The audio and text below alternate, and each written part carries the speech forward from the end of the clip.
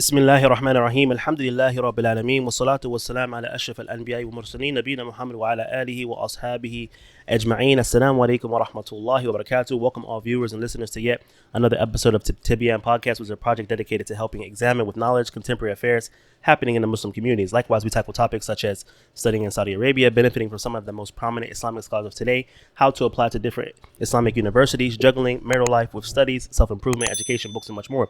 We have a new weekly upload every Monday at 9 p.m. KSA time, 6 p.m. UK time, 1 p.m. Eastern Standard Time. Feel free to send us your questions and topics, as you guys already have been doing. Today, alhamdulillah, we're honored to have a good guest who came already from Atlanta, the brother Amir, Hafidhullah Ta'ala, formerly known as Loon. Hayakallah akhi. Kayf al-hal? Alhamdulillah. How you feeling, man? How was the trip? Man, words can't explain. It's like, we've been talking a lot about, putting forth this kind of effort, and just to see y'all brothers doing it, it's just Alhamdulillah. speechless. It's good to have you here, man. It's good to have you on the pod. I'm honored. Yeah, it's our honor. Alhamdulillah. How was the travel, though? How was the trip? That was good. I mean, this the anxiety of returning back to Saudi Arabia after, over 10 years. Yeah. A lot of people don't know, when I went to prison, I actually just made Hajj. SubhanAllah. I had just made Hajj, stopped in Egypt, gave the gifts to my family, got back on a plane to give a speech at a university in Belgium, and I just got back like 2 years ago. Allahu Akbar. Yeah, Allahu Akbar. SubhanAllah. So this is your first time out the States in how many years? Like 10? Yeah, since 2011. SubhanAllah. Yeah, I think you got incarcerated on your way back from Hajj. Oh yeah, on my way back. So it was like one of the last places you were before. Wow. That's why I'm lost for words, because it's still surreal for me, because it's like the last stamp I received on my passport was Saudi Arabia. Allah. And then I got a new passport, and the first stamp Saudi Arabia. Allah is most kind, to invite me to his house once again. Well, ahlan wa sahlan wa marhaban bikum. It's good to have you. Alhamdulillah. And before we get into it, because I have a list of questions that I think that would be beneficial for the listener and the viewer, especially people seeking knowledge. And our podcast is dedicated to helping people in seeking knowledge and being connected to the scholars, etc. And I think your story ties in perfectly with that. But before we get started, obviously we like to talk about relative affairs that's happening in this past week. At the time of this recording, our Shaykh Ubayd, rahimahullah ta'ala, he passed away just 2 days ago. So we wanted to make sure we make our dua for the Shaykh and remind the viewers and the listeners to also make the dua for the Shaykh, and condolences to the family. And it's a sad event, Allah musta'an, to see it. Wallah. No, definitely something that the reason we mentioned this is for that sole reason. Yeah. Make dua for the Shaykh. If the Shaykh has benefited you, and definitely he has. Yeah. Directly or indirectly. Yeah. What you can do for him today is make dua for him. He's in need of you today. 100%. You benefited from him. The ummah benefited from him. But today, right now, there's nothing that he can do. His actions have come to an end. Exactly. So don't overlook that, my dear brothers and sisters. Make dua for him. Don't forget him in your du'as. And all of the scholars of the Sunnah, and even those that are sick as well right now. Shaykh Muhammad we heard yesterday entered ICU as well. Hafidhahullah. So it's the death of scholars. That itself is subhanallah, it's a topic that it's a crazy affair that's taking place right now. I mean, in the last how many years have we seen scholars pass away, getting sick? I mean, it's something that should cause some type of worry. No. And we should start contemplating over our situations. Definitely, 100%. definitely. And then those that are even alive today, alhamdulillah, many of them are sick. Many of them stopped teaching. So until when are you going to postpone seeking knowledge from the scholars? Until when are you going to say tomorrow? I'll learn Arabic. I'll go Egypt next year. La wallah, you don't have that chance. If this is not an ibrah, this is not a wake-up call, that this is an opportunity that if you don't take it right now, you're going to lose it, then I don't know what's going to be. Allahu musta'an. Yeah, subhanallah. Did you have a chance to meet Shaykh Ubayd when you was here? No, I never last had time? a chance to meet the Shaykh. Actually, when I made Hajj, I was supposed to meet the Shaykh. Yeah. Yeah, I was supposed to meet the Shaykh. I didn't get the opportunity. But definitely one of those people that benefited from Shaykh Ubayd. Alhamdulillah. And may Allah subhanahu wa ta'ala make his grave spacious. Ameen. And grant him Jannah Firdaus. Ameen. Yeah, I personally, when I first came, I didn't get an opportunity to benefit from the Shaykh directly. I think a lot of his lessons were stopped at the time when I first came as a student in Jamia Islamiyah. However, like you said, some people have benefited from directly or indirectly. Yeah. So I think a lot of my earlier teachers, they benefited from him directly. And for that, you got to be thankful, because when you're first coming in, especially as a new Muslim, it can be very confusing. No. You come in, you don't know who to listen to, you don't know who to turn to, but sometimes you have these communities, these different institutes who help connect you to the scholars, and that's something you got to be thankful for, despite whatever may take place. I mean, for me, I've obviously, having only lived in Riyadh, never lived in Medina, but I do remember my very first Umrah trip, which was 2005. I think I was 16 or something. But then we met the Shaykh, alhamdulillah, after Salah. One of the brothers arranged for the Shaykh on his way from the masjid to the house. We met him, alhamdulillah. That was the first time I met him. But even before that, the Shaykh used to do regular telelinks to our local masjid in Birmingham. So alhamdulillah. Allah yarhamuhu. May Allah ta'ala. Now it's funny he mentioned that his first Umrah, because I remember my first Umrah, and first scholar I ever met, Hafidhullah, was Shaykh Abdul-Razzaqs al-Abad. Allah. So yeah, is amazing, as you mentioned, and this is something that I'm consistently grateful about, is that coming to Islam, I never sat with people who called to other than the Sunnah of the Prophet sallallahu. And Shaykh Ubayd, rahimahullah ta'ala, he was one of those scholars that many of the brothers in the West frequently turn to. And sitting with the brothers, you get so familiar with the likes of Shaykh Rabi'a, Shaykh Ubayd, and alhamdulillah, it was like these I benefited from afar. I never had a chance to sit with the Shaykh, but definitely many times where brothers were at a crossroad or maybe in disagreements of certain matters, they would take the affair back to they would definitely take the affair back to Shaykh Ubayd. Alhamdulillah. And that's what the scholars are for, generally speaking. We should be taking our affairs back to the scholars. If we differ in something, take them back to the scholars. So alhamdulillah. Well, one thing that Shaykh Ubayd, mashallah, was really known for, other than obviously his defense of the Sunnah, everybody knows that. But Shaykh Salman Ruhaili tweeted yesterday, the way when he teaches, he does taqsimat. Yeah, that's true. Every time he mentions a mas'ala, ثلاثة أقسام. Make sure you translate taqsimat, huh? Yeah, so he basically puts everything to categories now. Yeah.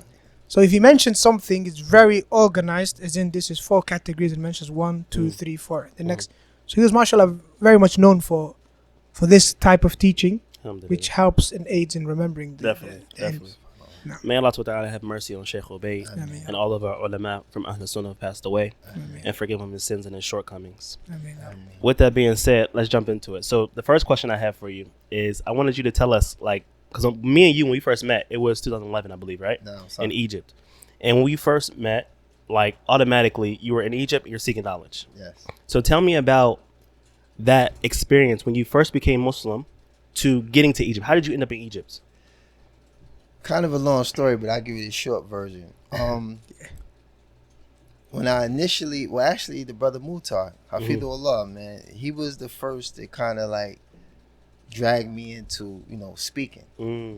Because even then, when I first became Muslim, I really didn't want to be in front of the people. Because I had just had an extensive career, in the music business, constantly being in front of the people. So it was probably easier for me during that time because I was versed in understanding what it is I was doing. Yeah. As far as in the music business. But to be in front of the people and not be knowledgeable or aware of, what it entails to be Muslim first and foremost. And then to propel yourself in front of the people, I looked at that as something that, should be definitely a concern. So once I started, doing these speaking engagements, I started to realize that, a lot of the youth were inclined to listening to me speak. And at the time, my talks was just limited to, my reversion to Islam. So I would not exceed that in no way, shape, or form. Because either I'm talking about becoming Muslim or I'm not talking at all, right? Yeah. So you already knew your limits. Yeah, I knew my limits, and alhamdulillah, this also came from seeking the advice of the people of knowledge to actually understand with clarity what my limitations were. Because in your heart, when you're a new Muslim, you have all this zeal. And you try to connect certain things with your emotions instead of with Dalil. Yeah. No. You know, and I was fearful of that. So, you know, during the Q&As, because you know the traditional style of doing Q&A is like the questions would come up. Yeah. You know, they would come up in the form of letters or, you know, paper. Yeah. And, you know, I'm sitting there opening these joints up. And it's like, it was just all kinds of weird questions. Like, oh, is Puff Daddy Somali? I'm like, oh, no. It was all kinds of stuff. Sometimes it'd be, mashallah, brother, you trying to get married? I'm like, oh, nah. So, you know, these were the things that, you know, prompt me to understand the validity or the severity of the responsibility that comes with sitting in front of the people. Allāhu. You understand? No. So now, But is he though? Sorry. huh? It's Puff Daddy Somali. Nah, but you know it's crazy. You know, it tickled me the first time because you know I used to frequent a lot of Somali communities. Yeah, you know yeah. what I'm saying? Alhamdulillah, Yeah. the Somalis were very big. You know, and inviting me at first when I became Muslim, and he hosted me in such a, you know, memorable manner. Mashallah. But the problem was when fiqh questions started coming. You know what I'm saying? And About then- religious rulings. Yeah. No. People started asking me fiqh questions. And it's like, SubhanAllah. and it was like Shaykh Amir. And I'm like, Shaykh Amir, I just took Shahada. You know, so I understood that the inclination was extremely strong. Yeah. And like I said, being in the music business, you know, Qabla Islam, I understood that there's a responsibility. Yeah. You know, You have a it's- platform. You have a voice. platform. Yeah. You have a voice. Influence. You have influence, and you have all these things working in your favor, Mhm. and it could either contribute to something, you know what I'm saying, at the time, you know, I thought beneficial, or it could contribute to something that could be a detriment. Mhm. So now at these speaking engagements, I started to learn Yeah. it's the same circumstance. Mm. It's just different platform, different purpose, Mhm. you know, different reasoning. Yeah.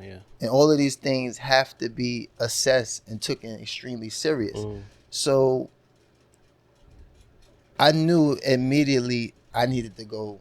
Seek some knowledge. I needed to go learn my religion. Allahu Akbar. Because that was the thing that actually I used to wrestle with Mutar. He Yeah. was like, yo, you know, I'm doing these talks and the kids keep asking about you. I'm like, okay, I gotta learn. Yeah, I can't yeah. be out there just talking Yeah. just to be talking. You felt, I think what you're explaining is that you felt a bit restricted.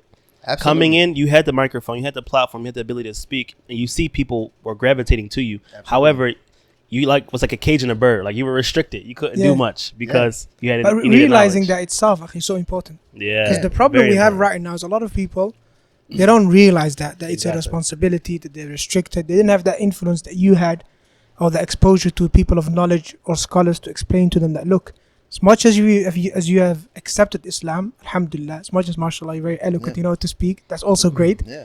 But knowledge, قال الله قال رسوله قال الصحابة. If you don't have this, this is actually this is basically the knowledge that you have. That's Yeah. like your khazanah. That's like what you have in storage. Yeah. If you can't take from that, what do you give to the people? فاقد Yeah. الشيء لا يعطيه. If you don't have it yourself, you can't give it to others. Sahih. And I wish that a lot of people who are exposed to fame, for whatever reason it may be, if they had this realization, then a lot of the harms that we see on YouTube and the likes, that wouldn't be the case. So I think that's a very I want important to add to lesson. that. Not even exposed to fame. Muslims, generally speaking, like people nowadays, it's like I think maybe social media world, Yeah. but people aren't afraid of what might come out their mouth. Yeah. Subhanallah. They're exactly. it's very easy. Like when it comes to, for example, when it comes to hospital work, when it comes to being a doctor, no one is going to get in the operation room and say, "Hey, listen, I see some YouTube videos. I'm going to do the operation on this person." Subhanallah.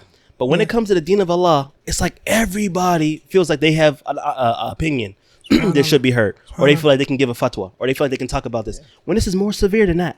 Absolutely. This is more severe than Which that. one of the signs of Yawm al-Qiyamah? Subhanallah. وَإِعْجَابُ كُلِّ ذِي رَأْيٍ بِرَأْيِهِ. Hey, That sahih. every single person is amazed with his own opinions. One of the signs. Subhanallah. When you do that, فَانْتَظِرِ السَّاعَةِ. Allah That's when you can Musta'an. expect Sa'ah to happen. Allah Musta'an. The day and age that we live in. See, one of the things that resonated with me was a statement of Imam al-Bukhari, Mm. rahimahullah ta'ala, when he said, "Al-ilm qabla qawli wal amal." Hey. Allahu Akbar. So I understood that even coming up in the streets, coming up in the music business, whatever it is, you know, that was always something that was already instilled in me before Islam. Mm. So, you know, like you said, you know, as Muslims, regardless of what level of understanding we have, we are constantly in battle, you know, with our nafs. Yeah. But as a revert, you're battling zeal, Yeah. you know, because it's like you found the truth. You actually found your true purpose. Allāhu You might have thought that basketball was your purpose. You may have thought that track was your purpose. You might have thought that rap was your purpose. But when you find out your true purpose is a whole newfound, experience that the heart is having. And, your mind, all these things, all your faculties is kind of revolved around something that's so intense that you do feel compelled to expound on those emotions by way of the tongue, by way of the speech. So that is one of the things that I think we see a lot with, influencers and celebrities when they accept Islam. That zeal is pushing them forward. That zeal is pushing them forward. And then a lot of times you find where, African American Muslims who come from, sports, entertainment, whatever the case may be, they ultimately, with the zeal, they connect it to nationalism. Yeah. You understand? So it's like, I found the truth. And although I understand that the truth is universal, it still kind of fills a void that I may have struggled with being a black man in America. You connected to social causes, basically. Social causes, exactly. Yeah. So and that's another thing that you have to learn how to navigate through once you become Muslim. But I think the most important thing as well is, of course, your surroundings. Because like, if you're in a space where everything you're doing and everyone around you is in complete opposition of Islam, and you find Islam, that environment is no longer conducive to anything that's going to be of any benefit as far as your growth in Islam. 100%. So that was another thing that I took into consideration, and I kind of just fell off the grid. So like, when I did get incarcerated, a lot of my peers from my previous, career, it was kind of like, we hadn't even seen this guy. And now he's like in this situation. Because I totally fled. Like I fled with my deen. So you knew you had to get out of that environment in order for you to grow. So this is what led you to Egypt. You knew you needed knowledge, and plus the environment wasn't good for you. But this shows the importance as well of, like you've mentioned, you become Muslim, you have all this zeal. It's the importance of those people around you who are Muslim or who might even have some knowledge. It is their responsibility to be sure that they influence you in a good way and they keep you within your limits and they advise you to go seek knowledge. Not that and unfortunately this happens, not that somebody becomes Muslim as an influencer and then automatically they exploit him. Oh, he became Muslim, yallah, let's put him on my podcast here and on my YouTube, and then they push him forward as some kind of Shaykh or whatever. All of that to increase their own views on YouTube, to increase their clout, to increase their reach to people, not caring about this individual and what his needs are. His needs are to seek knowledge. But I'm sure you probably was kind of privy to that coming from the industry. Definitely. So you probably seen already people who might try to exploit you. And that was another reason, once again, that was another reason why I knew I had to study, because, you got, and this is why, scholars like Shaykh Ubayd, and a lot of the Tulab, a lot of the, students of knowledge, why I never was hesitant to seek advice. You know what I'm saying? Like, I would get invited by people who were known deviants, and the invitation would be so warm, so fuzzy, and it's like, instead of just, like I said, I was never in a rush to be heard. No. I wanted to be a benefit when I opened my mouth, right? So seeking advice and surrounding myself by brothers that could benefit me is what helped me navigate through, choosing the right, venues to speak, choosing the right, masajid to visit, choosing everything that would be a benefit to my growth. And that comes from, actually understanding the value of what you found, what you've been guided to. And I think that, unfortunately, some of us see particular value. You understand? And this is something that is widespread even in our communities. Like, you might have a brother that go to prison, he become Muslim. Automatically you think the value of that was protection. He became Muslim in prison for protection. Or he became Muslim because the Muslims and they have a abundance of resource and wealth. So it's like there's always some particular value that you find when you become Muslim and you start to get acquainted with the community and you extract what you find to be in conformity with your own desires. But for me, I truly wanted to be, the best me. Yeah. And how I landed to Egypt, just to answer your question before, was kind of weird because, I spent my first Ramadan in Kuwait. And I remember I wanted to go to the Jami out there. What year was that when you was in Kuwait? This was 2009. Okay. This was 2009. When you first became Muslim. First became Muslim, and I did an interview, I believe it was on Iqra.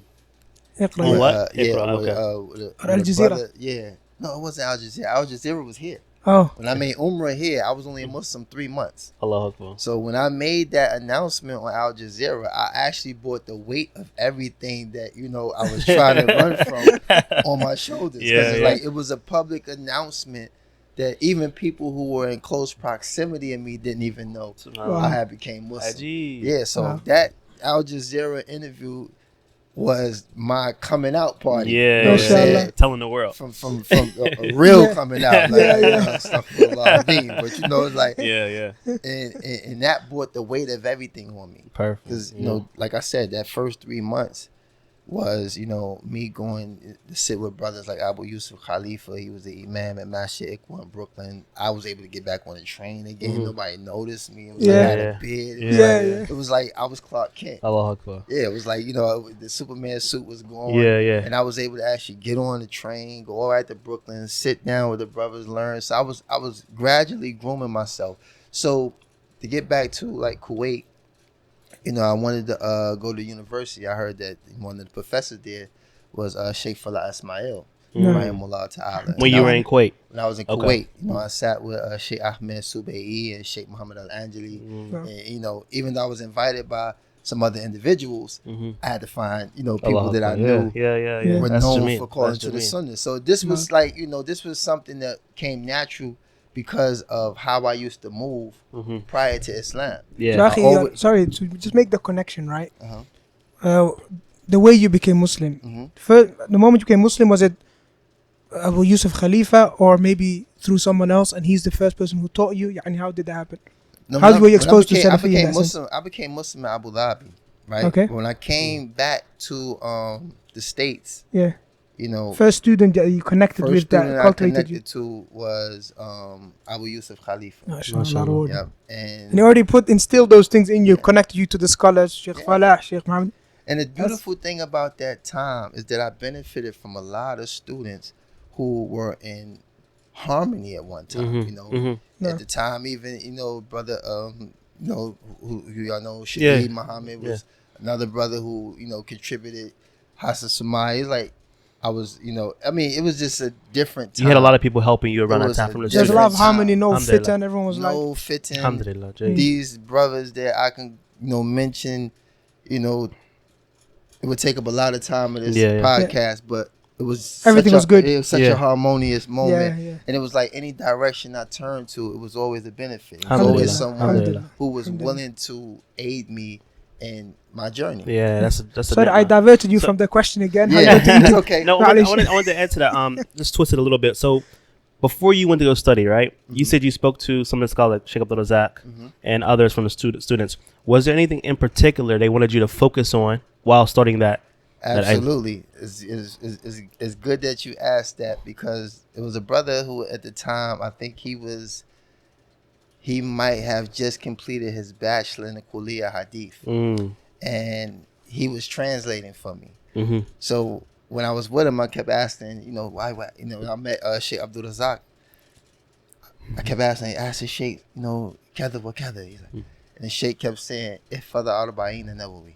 Allāhu kept saying, memorize 40 hadith. Allāhu so I said, okay, because this is how the translation kept coming back. He said, memorize 40 hadith. Okay, that's cool. Now, but ask the Shaykh this now. Allāhu. He kept saying the same thing. That's what Shaykh Abdul-Razzaqs saying this. Memorize 40 hadith. Never wavered. Allāhu. Never wavered. And you know that he has a story about that. Remember, he went to Africa, and he said, I can't remember what country it was, but he was talking about when he went there was a lot of bid'ah, there was a lot of shirk, there was a lot of it was corrupt, right? People stealing, people doing a lot of different things. He started teaching this book, Al-Ra'inawiyya. Yeah. He said by the end of his trip, finishing the book, he said, Wallahi, I seen a difference. Absolutely. And it just changed. It was starting to change the community. This book right here is a ni'mah. Wallah, it's a Yeah. And overlooked, amazing book. Allah, this, that's the one, man. SubhanAllah, this is why I love the Shaykh so much to this day, because that advice actually molded me. And I think a lot of new Muslims in general, you know, don't really have any direction on how to start building a foundation. You know, because you know you get the basic advice. You should read the Quran. Yeah. Alhamdulillah, you can read the Quran. You know, some of the Quran is just clear in itself, but a lot of the Quran has to be explained. Exactly. No. Then, you know, another direction would be, you know, read the hadith. Yeah. Okay, you can read the Bukhari. hadith. It's too much. Yeah, you can read the hadith, but implementing It's something also else. needs, you know, some form of guidance. No. So the beauty about 40 hadith is that it is a great introduction to the religion. 100%. You know what I'm 100%. saying? And when the Shaykh, I mean, wallahi, I don't know how many times I kept trying to allude to another question. He will only revert back to the same answer. Allah. And I learned later that that was implementing hikmah. That No. was wisdom. Yeah. That he would not allow, he wouldn't cater to my zeal. Yeah, But yeah. the zeal was there. It's like, I'm Yeah, thirsty. yeah, like, yeah. feed me more. Yeah, it's like, yeah. give me something else. Like, give me something else. Yeah, what's next? But Mustalah scholars hadith. know, and this is the beauty of the ulama, and this is why people can't use the term Shaykh or alim loosely. Yeah, No. 100%. Because the assessment that scholars have when they stand before an individual, they're able to gauge and determine what capacity that individual has. Yeah. And at the time, all of this makes sense to me later, Yeah. but at the time, the Shaykh was doing me a justice. 100%. No. Yeah. Because Yeah. he went and allowed me to, you know, just veer off into this, Allāhu you know what I'm saying, this zealful type of emotion. He kept it, you know, confined to a place where I just got defeated. Like, Allāhu you know what, Akbar. all right. Yeah. Like, I'm accepting. you don't I'm have to accepting. say no more. Yeah. I'm- And this is something, subhanAllah, you reminded me about scholars generally speaking, that are Rabbaniyun. Yani there are No, people who sorry. cultivate, No. right? And this is the way of the Prophet Sallallahu Alaihi Wasallam. Sallallahu Alaihi This is why you have different hadith where you have the companions asking the same question, but getting what? Different answers. Different No. answers, yeah. Why? Because of the hikmah. Rabbani. Each person's different. Each one's different. Different That's why situation. Rabbani, the scholars they mention, من هو العالم الرباني الذي يربي على صغار العلم قبل كبار Hey, الجزء. wallah. Is the one who cultivates people upon the small knowledge before the big knowledge. In other words, 100%. those issues that are easily understood and are important before they dive into the more complicated, bigger issues. So that's a danger, because now somebody becomes Muslim. What do these Khawarij, Takfiris, what do? You become Muslim, they want to put the weight of the whole ummah on your shoulders. Oh, look at Palestine, what's happening in this Yeah. country, Subhanallah. Allah, social issues, and look. And you know what? Even on a smaller issue, not to cut you off, No.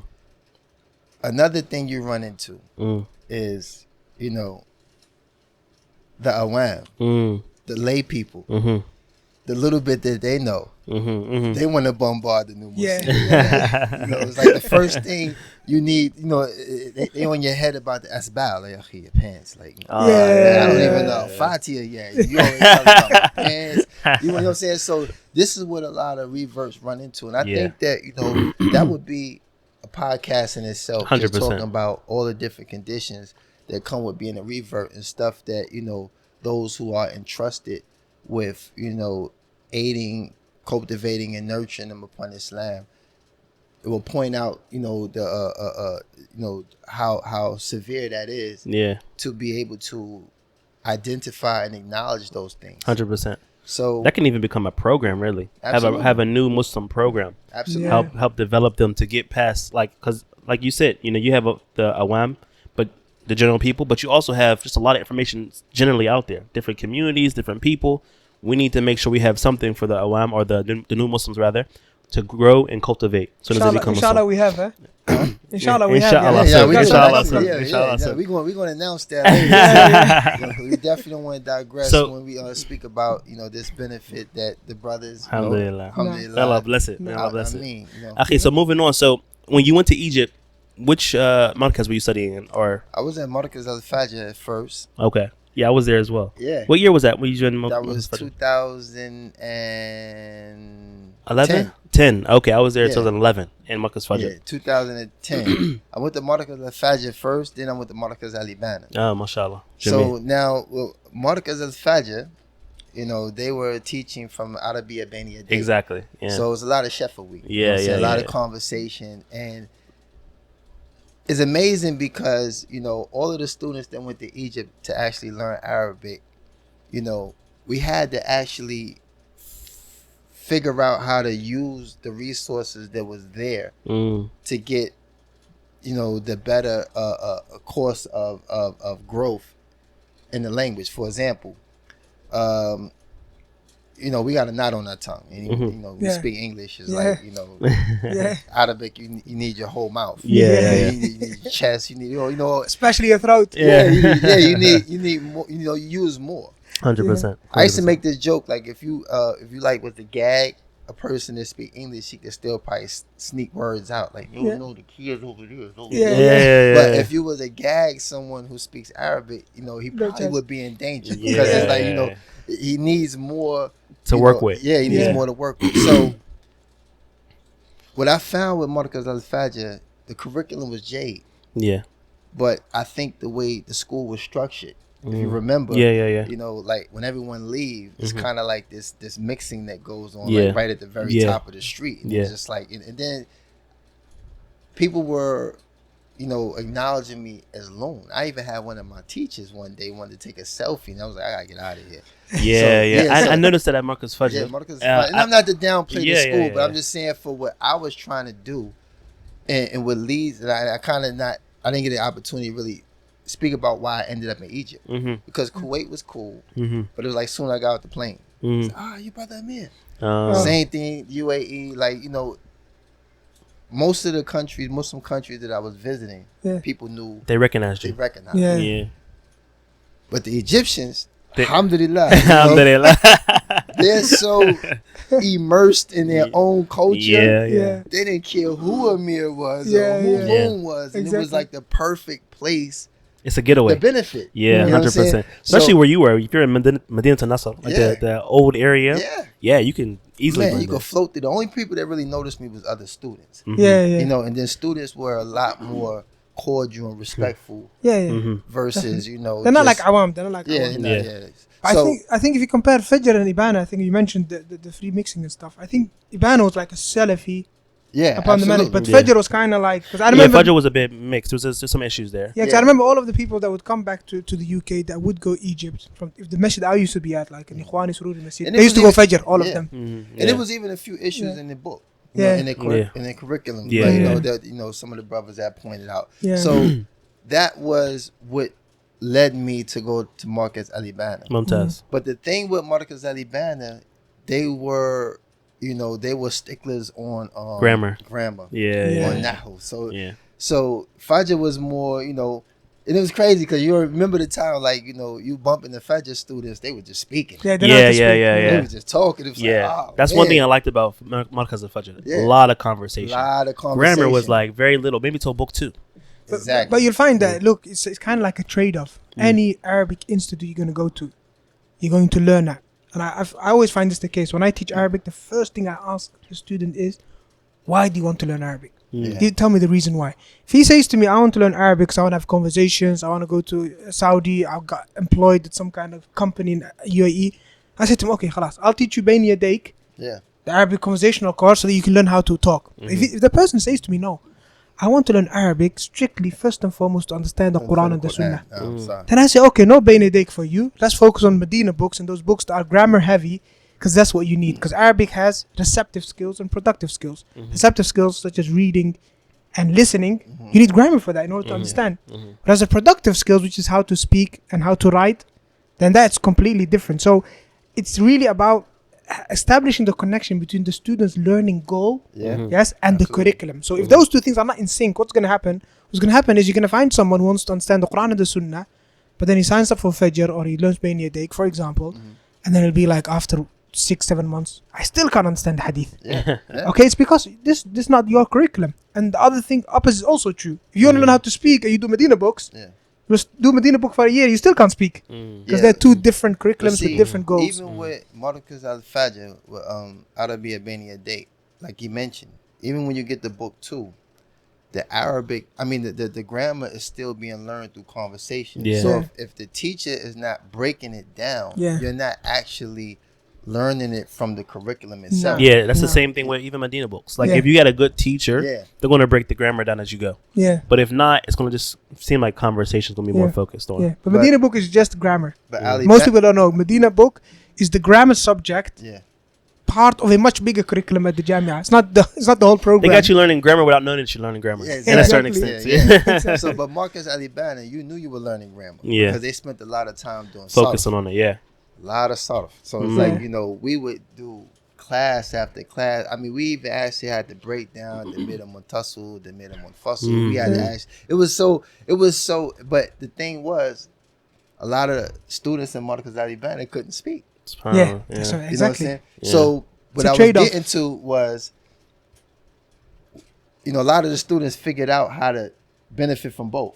Okay. So it's like you go to Marcus Ali Fajr, right? Mhm. You stay there to probably Mustawa Khamis. Yeah. Get this conversation. Then you can leave, go Yeah. to Marcus Ali Banner, you know Learn what I'm your saying? grammar. And Get up on your get grammar. on grammar. Alhamdulillah. You know what I'm saying? Yeah, So yeah. and it worked. Yeah, Yeah. yeah. It actually worked. You know what I'm saying? Allahu So Akbar. you know, So how long you spent in Egypt, by the way? little over a year, Mumtaz. but I spent like maybe 6 months straight learning Arabic, and I say this to a lot of new Muslims Mhm. aspiring to learn the language. You know, you can't give up. Yeah. You can't give up. It's an Because ocean. I was a weak student. Mm. You know, I was a weak student, not deficient because of laziness or anything. It's just, you know, the pace in which you learn in Egypt is very, very fast, and it's instinctive for a teacher to overlook a student. Mm-hmm. You know, just like any education Yeah. or institution. Yeah, they call Where that the you- curse of knowledge. Exactly. Curse of knowledge, whereby the teacher, Yeah, because the he's teacher. speaking on a level, but he doesn't really know. Because he knows it, he thinks it's easy. It's called the curse of knowledge. So Yeah. you don't really know the student what he needs. Or in some cases, they'll give the student a couple shots, Yeah, and he kind of won't comply. yeah, Yeah. Then it's like, you know what? Amir.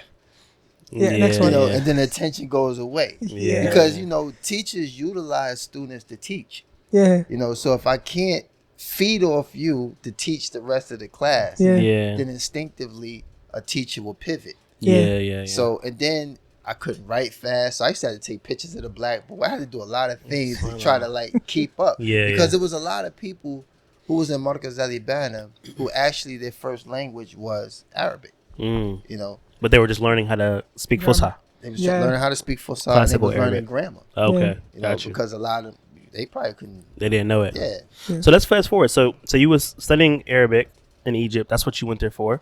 Then fast forward to when you got incarcerated. Now you're in the prison system. And tell us about how you kept that ability to try to seek knowledge. Like, because obviously you're limited now. So when you were outside, you had the world was in front of you. You was like, Yeah, okay, I'm going to sure. Egypt. I'm locking myself away there, Yeah. doing my thing. Now, how does it fast forward and play into the incarceration? yeah. It's crazy because I was telling a brother on the way here about how I was just getting the sweetness of Arabic. Yeah. I was just getting, like I was just getting. I'm going to the souk just to talk. Yeah. You know, and it all got taken away. You know, SubhanAllah. Qadrullah, you know, it all got taken away. So now, when I'm incarcerated, Mhm. because I started my first 6 months in Belgium. Mm. So, and I was locked down 23 hours a day. SubhanAllah. You know, for 6 months, 23 hours a day. Wow. you Is know. that normal or is it just Belgium's situation? Well, that's really pretty much how solitary confinement works. Mhm. They put you in solitary confinement. I mean, I was a American citizen, and the way the Forest federal prison in Belgium, or how it works, is that everything is locked down. Mm. It's a maximum joint. So 23 Wow. hours a day, 1 hour rec. We got 2 showers a week. We got a phone call every other day for 5 minutes. Mm. You get 1 hot meal a day, Wow. you know, and it was just So you were like that for 6 months. for 6 months. So I was able to get a hold of books that I had in my property. Mm. Alhamdulillah. So that's what So they let you take them books into solitary confinement. Into my cell. Okay, that's cool. Yeah. So I mean, it was beautiful. On the downside, I mean, you get your own TV, you get a DVD player, espresso machine. So they had other things. They had other things that accommodate for the conditions. Yeah. You know what I'm saying? So you don't end up talking to yourself. Yeah. Now, is the UK is American prison the same with solitary confinement? I don't think you get TV and espresso machines and stuff. Yeah, solitary confinement. Exactly. Yeah, so this sounds strange to me. This is solitary confinement as far as movement goes. Okay. You know what I'm saying? You only 23-hour lockdown and 1 hour movement is the core functionality of solitary confinement. So anyway, being in that environment, and they didn't allow me to have a cellmate because I was an American citizen. So that just gave me a lot of time to myself. MashaAllah. And it's like everything I struggled with learning Arabic, it all clicked. Yeah. Everything just clicked.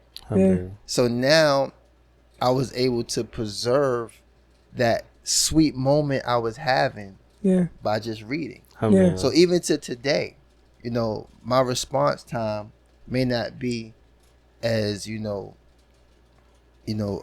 effective as it could be. But my comprehension is way much stronger. And if I sit and read, if I see, I can comprehend things better because I was just confined to that. Yeah. So I think that speaking aspect comes with time. Yeah, a lot of practice. It does. Like even the brothers like in the Jamia here, if you see a brother who lives outside, he's going to usually be a little slightly behind somebody who might be living in the corridors with the students. Because you got a roommate who you're speaking to 24/7. As long as it's not a Westerner. As long as it's not a Westerner. Yeah. But if you're living outside, then you're with your family. Yeah. You know, and obviously your family doesn't know their language for the most part, unless you got some Arab wife or something like that. Yeah. But generally speaking, you're speaking English all day long. Yeah. Yeah. So that's how you were able to preserve it when you were in Belgium. You had the books with you. They let you get some books with you. Yeah, let me get a few books with me. And then once I got into, the federal prison, just get past all the other stuff that led to me. I mean, once I got into the feds, it's crazy because you're only allowed to have 5 books. Right? Wow. I think through the majority of my incarceration, I might have had 92 books. Allāhu. Maybe 70 of them was all Arabic. At a time? Or 5 at a time. Oh, 5 at You can only have 5. But you had 90 at a time, or you was I just had 90 at a time. Wow. You know what I'm saying? Oh, at one time you were allowed 90? Or you changed the 5 to another 5 to another 5? No, basically I replaced my locker with books. Okay. You know what I'm saying? So I kept one shelf for my food, and then I would keep like a commissary bag of food under my bed. Yeah. And I filled the rest of the shelves with books. Oh, and I would just leave 5 in display. Cause you have to have 5 that's visible. Yeah. So everything else, everything else in my locker. Inshallah, after I'm gonna show y'all a picture. It's crazy. So and even in some places where they were a little bit more stricter, I would just hide books in some of the other brothers' lockers. Like, split them up. Yeah. And I got the one spot where I actually, I learned that a volume counts as a book. So how everything you guys see, I just created volumes. Like, all 16 of these is just one volume. And they probably didn't even know. They didn't know no better because it was all Arabic. You know what I'm saying? So it's like, the wisdom is just, you had to use to preserve and protect this opportunity to utilize this time to get stronger and seek knowledge. And then another thing was just being, like I said, a weak student as far as learning Arabic. Come to find out, I was more of a benefit to the brothers in prison than I could ever imagine. That was my next question. My next question was, because I know you was doing a little bit of da'wah in prison as well. No, I'm sorry. So how did that play out as far as, how did that go? Tell us a little bit about that. Like Prophet Yusuf alayhi salam. Yeah. Allāhu Akbar. SubhanAllah, man. I mean, the story of Yusuf, got me through. It got me through. SubhanAllah. I mean, I revisited that surah numerous times, extracted, benefit from throughout it, and tried to apply it, every chance I got. But that's the beauty, about the stories in the Quran. Stories in the Quran, they're so different and so vast and so many different stories. because we all go through different situations in life. No, sir. You know, so every single person, you're bound to find a story in the Quran that relates to your particular situation. Yeah. Subhanallah, whatever situation you're going through. So I want to Yeah. I want to interrupt the podcast a little bit. Give a shout out to Saud, man. yeah. We got the brother up early. He He's taking a he nap. hung in his long. Hey man, Inshallah. shout out to Saud. Shout out to Yeah. Smokey Bears. Yeah, Mashallah. yeah. Smokey Yeah. Bears, mashallah. Yeah, come Our on. sponsor. Next time, Akhi, we're gonna have a microphone for you, Akhi. Yeah, inshallah. Mashallah. Mashallah. Yeah. So yeah, I was definitely, you know, and it's crazy, and this is why it's very important to surround yourself, you know, by the people of the Sunnah, Mm-hmm. people who ascribe themselves to this blessed Dawah to Salafiyya, because application of whatever level of knowledge you obtain is going to be extremely effective, regardless. Mm-hmm. You know, whether you're, you know, weak in something, not even weak, but just whatever capacity Allah allow you to have, Mm-hmm. it's going to be a benefit as long as it's, you know, in accordance to, you know, the usul of the deen. Yeah. So So you don't have to be like a student of knowledge, Nah. متخرج جامعة إسلامية who graduated in order to benefit those around you. Exactly. You take with that what And you I learned. learned that. And Yeah. so forth. Because I mean, I'll be honest with you, you know, because of, you know, the climate of the da'wah at one particular time, it was really a lot of fitting that came from whether or not people were qualified to be in front of the people. Mm-hmm. I never let that bother me while I was in prison, because I understood that a lot of these brothers had acquired Islam in prison. Mm-hmm. And with that being said, the prison culture was being tied into their, you know, adherence to the religion, Mm-hmm. you know, and that was a very toxic combination. Mm-hmm. So with me being Muslim before I came to prison, which a lot of people don't know, and I hope that when they see this, they know I was Muslim before Yeah. I went to prison. Yeah. You know, so the 3 years I was Muslim before I came to prison actually enabled me to establish a certain level of adab Mm-hmm. that I learned from sitting amongst the people of knowledge. No. Extreme amount of patience, Mhm. because you're dealing with individuals who are still processing, you know, the hardship that comes with incarceration and the things that they lost. No. Mhm. So you know, you're really dealing with people who are walking on eggshells. Yeah. My grandmother used to say, like, tick tick boom, like the people that really like, you know, rahimahullah, man, like, you know, she used to always say, like, you walk around here and tick tick boom, like you just you know? So it's like when you're dealing with these brothers Mhm.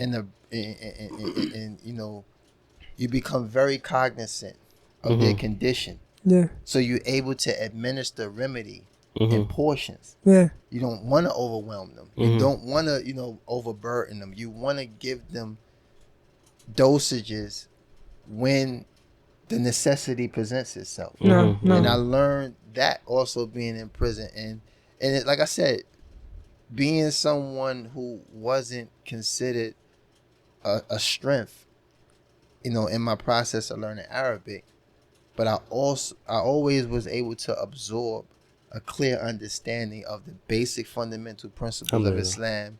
You know, all of, you know, saying the books, Shaykh al-Islam Muhammad Abdul Walis, you know, definitely strengthens one aqidah Mhm. and, you know, understanding of, you know, the usul of sunnah and so on and so forth. So Alhamdulillah. I was able to, you know, take from that and give, you know, or administer a proper amount of dosage that actually helped a lot of brothers in ways I never saw myself, Allah, quote unquote, qualified. You know what Nah. I'm saying? Yeah. Because that was the thing that, you It's know, the sigar al-ilm, like we said. It's a small knowledge that makes the biggest make the difference. biggest difference. Yeah. Now, So were the you- Salat people used to memorize it here in Saudi Arabia. Exactly. Even old people, young people, Yeah, everyone memorized 100%. these kind of books. Yeah. And now, when you were in prison, was it something that was easy for you? Like, cause you were able to give khutbahs, right? No, I'm sorry. So was that something that the prison made easy for you to give khutbahs, and also were you giving lessons as well, or? The thing is, I was just this open book. When I first got into the federal prison system, it was a brother named Yahya. Mm-hmm. Hafidullah, man, wherever he's at, man, you know, may Allah preserve him. Yeah, I mean. He was a white brother. Mm-hmm. And he went through painstaking efforts to maintain some structure. But unfortunately, race plays a very significant part in how people receive you. Yeah. So when you got a prison full of African Americans and a few foreigners are out of Didn't really take sprinkling, him serious. but he used to, he used to frequent more with foreigners. You know what I'm saying? People who were born Muslims. Yeah. Pakistani, Arabs, whatever the case may be, for whatever reasons they were there, don't really matter. And I think a lot of the African American brothers looked at that as, an issue. Yeah. Okay. Even though they didn't really open doors for him Yeah. to come and be in a space. So it was just kind of an oxymoron. Okay. So when I got there, I started kind of like as like an assistant imam. I was like, you know what I'll do, I'll help you compile some things that I think would be beneficial. So he was also an inmate? Yeah, he was an inmate. Okay, and he was the one who was given dawah at first. Well, he was actually entrusted with the religious affairs of the community. So he's like the chaplain. Was the imam. He was like the chaplain. He was the imam. Oh wow. Because the chaplain they bring from outside. Yeah, the chaplain pretty much is a cop.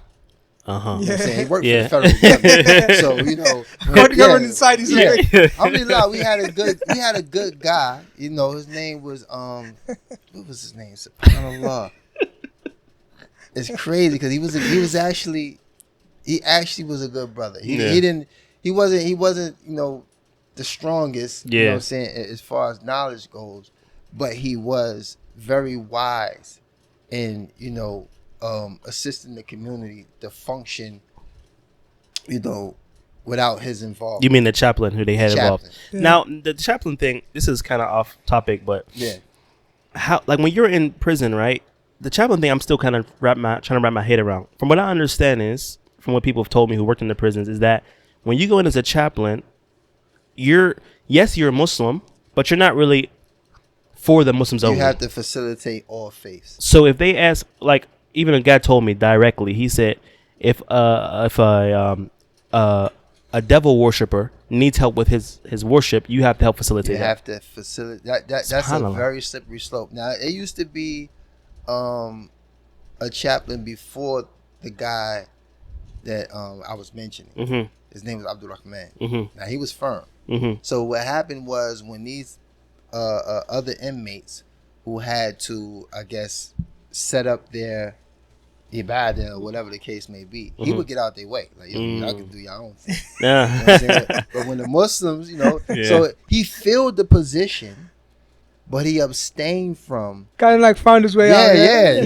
And that was actually probably one of the reasons why he's no longer in the prison. Because if you don't do what they're saying, then automatically they gotta. It goes both ways, man. I mean, them jobs is serious. Like you said, it's a federal job. So you go in, they're looking at your social media, they're looking at what you say and do, what you teach. Absolutely. And if you start teaching, like Wala Bara, I'm sure you'll probably be removed in a second. Straight away. Start talking about the Christians. Start talking about the Jews. Which shows the importance of those inmates who are doing this job. Yeah, exactly. And that's what I'm saying. 100%. Like, you're not restricted. I understood, the severity of,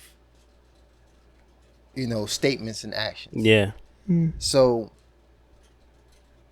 I figured that when we give the khutbah, we focus on a lot of ariqaq. You know what I'm saying? You focus on like heart softness. You know what I'm saying? Stuff that will keep the brothers, in good mood, in good faith. Yeah, in a good state. Because you need that injection every week. Of course. Yeah. Because throughout the week you're dealing with prison. Of course. Yeah. So, because in prison a lot of guys is known for being fiery and admonishers. Even in prison, it's like, and I'm not even trying to be funny. They get a lot of this.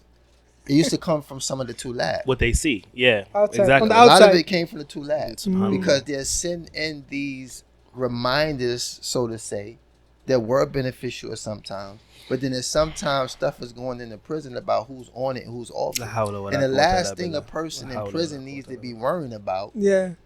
Another form of sectarianism. Is menhaj issues that are taking place outside of the prison. Did you see this taking place when you were in the prison? Absolutely. Like, did you see people like actually separating from the body of the Muslims? Absolutely. And I used to send, messages out, addressing this,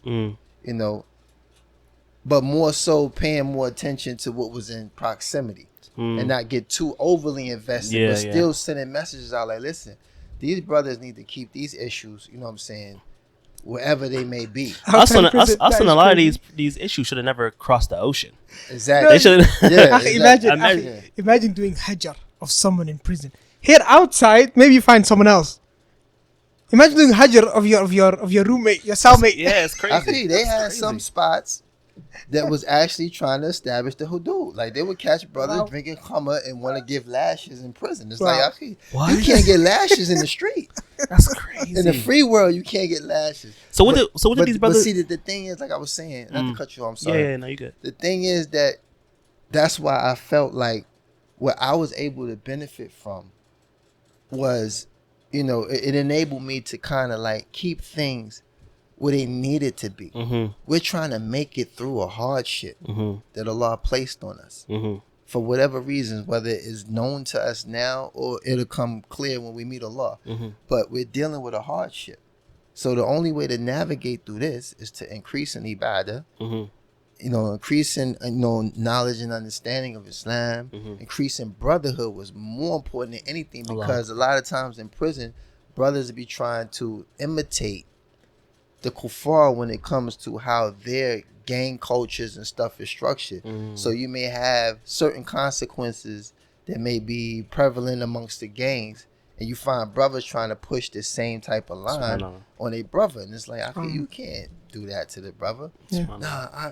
Initiation. Yeah, not even initiation. It's like he might be an informant. Before he accepted Islam. Yeah. He accepted Islam now. Yeah. You know, you have to forgive that. My thing is, like, Allah forgave it. Yeah. So who are y'all? They're like, no. And like, you want to see the brother paperwork. Wallahi, Yaki, I never knew what no brother was in prison for unless they shared it with me.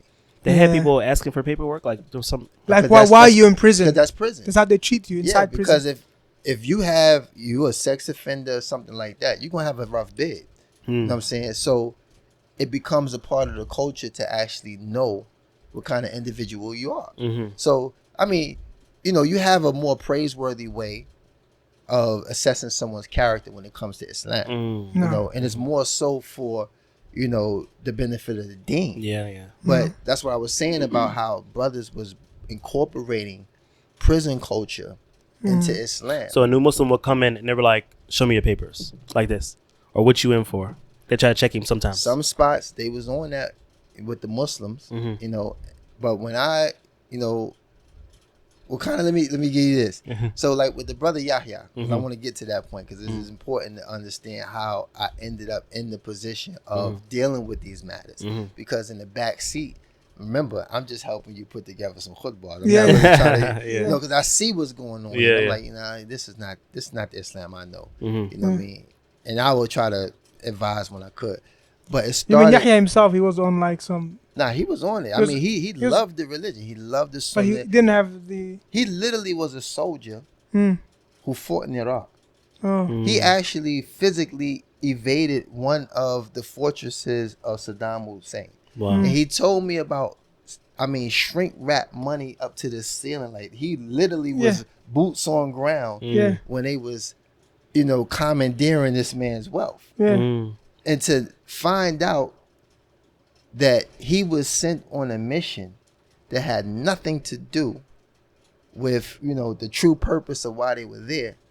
This changed his heart. This man weapons of mass destruction. Yeah, this man all he could find is wealth to be No, taken. he became Muslim there in Iraq. He became Muslim once he came home from the war. Realizing now that, because you already know, like, you know, all of the hostility has, you know, went down. It's like the war is over. Now you supposedly reaping the benefit of it, but he's realizing, like, I might have just partook in something that was an atrocity. You know? And Allah changed his heart. So that's why he was like my closest Sahaba. You know, and I felt like I had to always shield them from some of the frustration that came with, you know, that the position. African American, the position, but the African American Muslim, because they was like, you know, you with the brother, man, tell him, you know what I'm saying, this is that, tell him that. It's like, how many times you want this man to get on the minbar, you know what I'm saying, and describe himself to the Sunnah? You know, it was crazy. So ultimately, he was just like, why don't you give a khutbah occasionally, just to kind of like, I'm doing. So he started passing it off to you. And then it just really just fell complete, and I ultimately became the imam. Now, where did you spend most of your time? Which prison? Well, in the Feds, you move around a lot. So I started off at Butner, which is in North Carolina. I spent 3.5 years there. Then I ended up going to Yazoo, which is in Mississippi. I spent about a little over a year, something there. Then I went to Estelle Medium in South Carolina. I spent maybe a little close to 2 years there. Wow. And I came home from Coleman. And Coleman's where? Where's that? Coleman's in Florida. So Yahya was where with you? I'm sorry. Huh? Yahya, he was where? Which Yahya one? was in Butner with me. Okay. So I was in Butner. I became the imam at the low. Then I went to the camp. I was the imam there. I get the Yazoo. Beautiful brother named Muhammad bin Philistine. He was strong student. MashaAllah. MashaAllah. He was a hafiz in Quran. He was very strong in hadith, and he had studied in Egypt as well. But I never met him in Egypt. And there was another brother, Isan, who I speak to all the time. He's in Atlanta now. Bengali brother. He's a hafiz in Quran. Memorized several different qira'at, strong. So it was like the burden of being an imam in the previous prison got lifted, because now you got an imam now who's much more stronger than me. But then I became the sharif. I became the head of the security. So now I'm really dealing with the fitting that comes with the physical aspect of prison. So people don't understand, like, all of this became applicable due to understanding the religion and dealing with certain politics that's put in place. So even as the head of security, I was extremely diplomatic. So even the kuffar would come to us to rectify their affairs. You know what I'm saying? And that came from, level of trust. A level of trust, but applying the sunnah. Exactly. And being just. Exactly. Being just. Because I could have easily, people in prison know, like the sharif, they say the sharif staff, when they come in, it's like, oh, the sharif staff.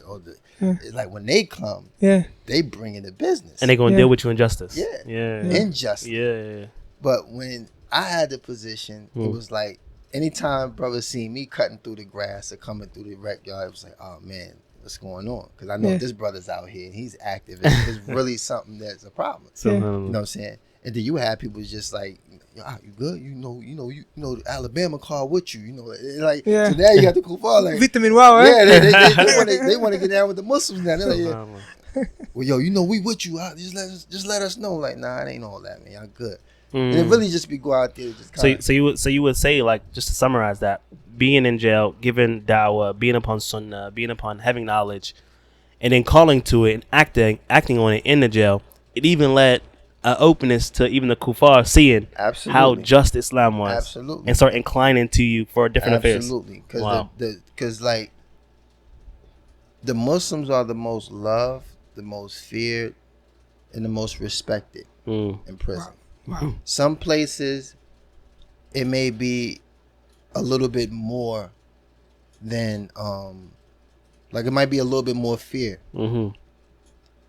and respect coming from that. Or some places you may have, a lot more respect because of, the adherence to the deen.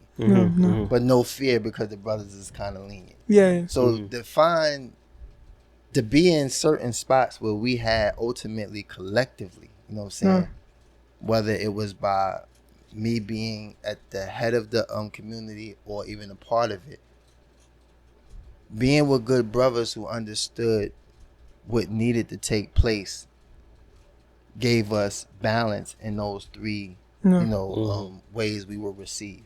So whether it was loved because, mashallah, people envied our brotherhood, they envied, saying how we function as a Jamaat, because we had to be as self-sufficient as possible, because unfortunately a lot of the brothers who are learned wasn't coming into the prison. But and I hate to say it, but the Yahoo, they would have very small numbers, but a rabbi would come in there frequently as showing a presence. So all of the things that they were entitled to religiously, they would get. because they had outside presence. Yeah. But we would get handled a lot. I mean, Ramadan every year. You would think these people would get it after a couple of years, like, but it was still the very first day, Sahur be late. Like, it was just always some type of, mishap, because it's like you may have to cater to one religious group for one particular holiday that they have, or some 2-3 day holiday they had, but you had to cater to the Muslims for 30 days. So you can imagine anyone that's in opposition of Islam, having to subject themselves to, like, I gotta feed these guys. The chaplain doesn't take care of those type of things? No. The chaplain, like I said, he's police. So at the end of the day, he's just another cop. And then when it comes down to situations where the whole jail could actually get tore to shreds, they send our chaplain to us, like, y'all brothers, calm down, y'all brothers, and we looking at him like, yo, listen, get out the way. This thing go up, right? If this thing go up, you gonna be right with them, putting handcuffs on your brothers. Wow. Facts. Wow. So this is why I say, like, we have to be cognizant and aware of all of the circumstances that revolve around the Muslims as a whole, and not get so fixated on one particular aspect. Yeah. I've seen that happen a lot with some of the students. Yeah. You know what I'm saying? Getting so fixated on one matter, but really abandoning your post. Because if you're supposed to be a conduit between the ulama and the awam, then that is your position. Exactly. Yeah. That is your position. Shouldn't be getting caught up in the small affairs. Small affairs. Because you got brothers in prison who are living and dying by that knife. You know what I'm saying? You got brothers in prison that's warring with the administration so that they can have the rights that they're entitled to. We fought for these things. At one time, they actually used to give you an infraction for having your pants hemmed. Literally. You go into the hole. Wow. Because it was a clause in the policy that said Islamic inmates are not allowed to have their pants above their ankles. Wow. So we fought this. This joint went all the way up to, like, crazy. And it got wiped out, because it's like, okay, so you mean to tell me if you're not a Muslim, you can do you Islam? can wear high waters? Yeah, you can. That's what it is for them. For us, it's sunnah. Yeah. Then you would have other individuals who were deficient in knowledge of the sunnah, giving the administration of the BOP these passive fatwa. Well, no, just right over the ankle is fine. Yeah. So brothers is coming with hadith, like, the Prophet says, some say anything above the shin, you know what I'm saying? But the ankle, above the ankle is sufficient. You know what I'm saying? So we want to implement the sunnah. We want that thing all the way up here. Yeah. But they had these, whack jobs, man, Allah guide them, coming in and really making things difficult for the Muslims. So it's so much going on that brings me to my point, why it's so important to learn the religion. Not just for reverts like myself who come from influential backgrounds, but just in general. The Prophet sallallahu alaihi wasallam said, talib al-ilm faridatu ala kulli Muslim. Seeking knowledge is obligatory upon every Muslim. No. So it's not permissible for us to be ignorant about our religion. No. And I think that, limiting the scope of what that entails is where we're failing as far as people who ascribe themselves to knowledge. So that's a reminder for myself. Jazakallah khair. Fast forwarding now. So we talked about, you seeking knowledge before, then seeking knowledge, and now you were giving dawah as well inside. Now tell us a little bit about what you're doing right now as far as dawah, because I seen you have paid meals, you have different things. Well, right now, my focus hasn't changed as far as my inclination to the youth. Because I believe, the flag bearers of Islam are the next generation. Yes. So looking at the state of, Islam as a whole, but ultimately looking at the state of the youth, my dawah efforts have been to try to connect more with the youth focus more on the youth and bridging, the generational gap in a lot of our communities. So, for example, you have, especially in America, you have a lot of, Muslims that came from Muslim countries, and their children are first generation Americans. So what happens is the kids are sponging up stuff that their parents can't even relate to. Yeah. And then you got they haven't seen it. They haven't lived through it. Exactly. You got social media, all these other things, all these experiences that they're coming into. Language barrier. It's starting to, form a wedge between the parents and the children. So that's why you're focusing on the youth to help bridge that connection. Bridge those gaps. Everything starts at home. Yes. And this is what, I believe to be a manhaj issue. So I think a lot of times what happens is, once again, you have some brothers who are entrusted with the affairs of the people, once again fixating on certain matters that are virtuous matters. But you're abandoning, and being grossly negligent and looking at the affairs that are going to take place if they're not addressed. No. And that means the shabab. No. 100%. So we can fix up the masajid and do all of the things you want to do to make the community appear to be good. No. Yeah. But if the youth ain't there, But then the the next youth ain't generation, what's you going to do? The youth ain't there. But I found that, generally speaking, it's a major problem in the West, and I'm not gonna judge people's intentions or what have you. But at the end of the day, the youth are not the ones that pay the rent of the masjid. I think it comes from that direction. These old guys, the older generations with the houses and the businesses, they're the ones that give the sadaqah. They're the ones that pay help for the masjid. So sometimes what happens, we follow some people, admins in masajid, they fall into that trap of trying to cater for the elders to keep the ship afloat, if you like, but then they forget the youth, and that's a problem. And also the youth take a lot of energy as well. They take a lot of energy. A lot of looking after them, a lot of stuff you're not going to get paid for. Yeah. But one of the things that I've stressed with a lot of communities that invited me, and these may be communities that may not actually be firm in their adherence to the sunnah. But what I've learned, there's a commonality, is that they're all losing their babies. They're all losing their children. To the streets and to social media, etc. So it's like you can't be led astray from the conditions of those who had choice in matters that led them to misguidance or whatever the case may be.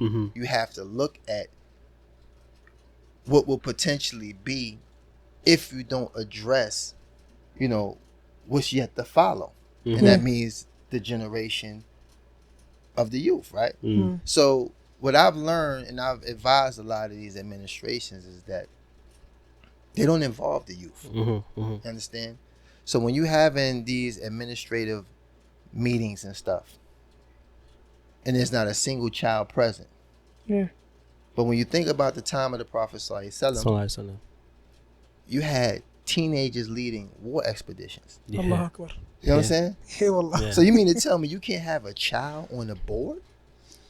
You had youth being set for Dawah. Mus'ab ibn Umair. Mus'ab ibn Umair, my favorite companion. You know what I'm saying? So it's like, this is why, it's so important that we stop playing the cootie game. You know what I'm saying? We was kids, it's like, oh, he got cooties. So everything is like, you're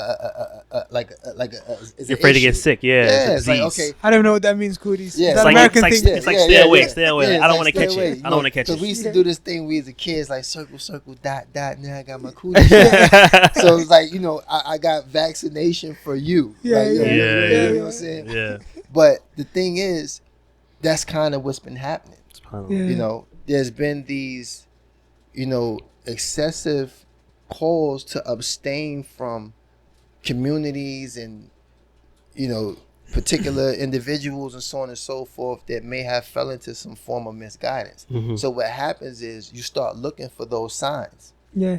But meanwhile, you're not looking at what's obvious. What's obvious is the kids is going in a direction, and so are yours. Yeah. Because even though you think you may have found some refuge in your own community because the sunnah and everything is strong. Yeah. But the reality of it is, while you're holding firm to that particular aspect, you're still losing your children as well. Yeah. So that means that us as adults, because it's really what it boils down to. Yeah, like you said, focusing on one thing, but overlooking things are more important. So you're focusing on this all, like you made the stay away from Yeah. But then your children are being taken away through social media, ilhad, kufr, feminism, you name it. Exactly. You're turning a blind eye to that. Yeah, because the danger of the person, okay, he's a mubtadi. They might be a bit closer.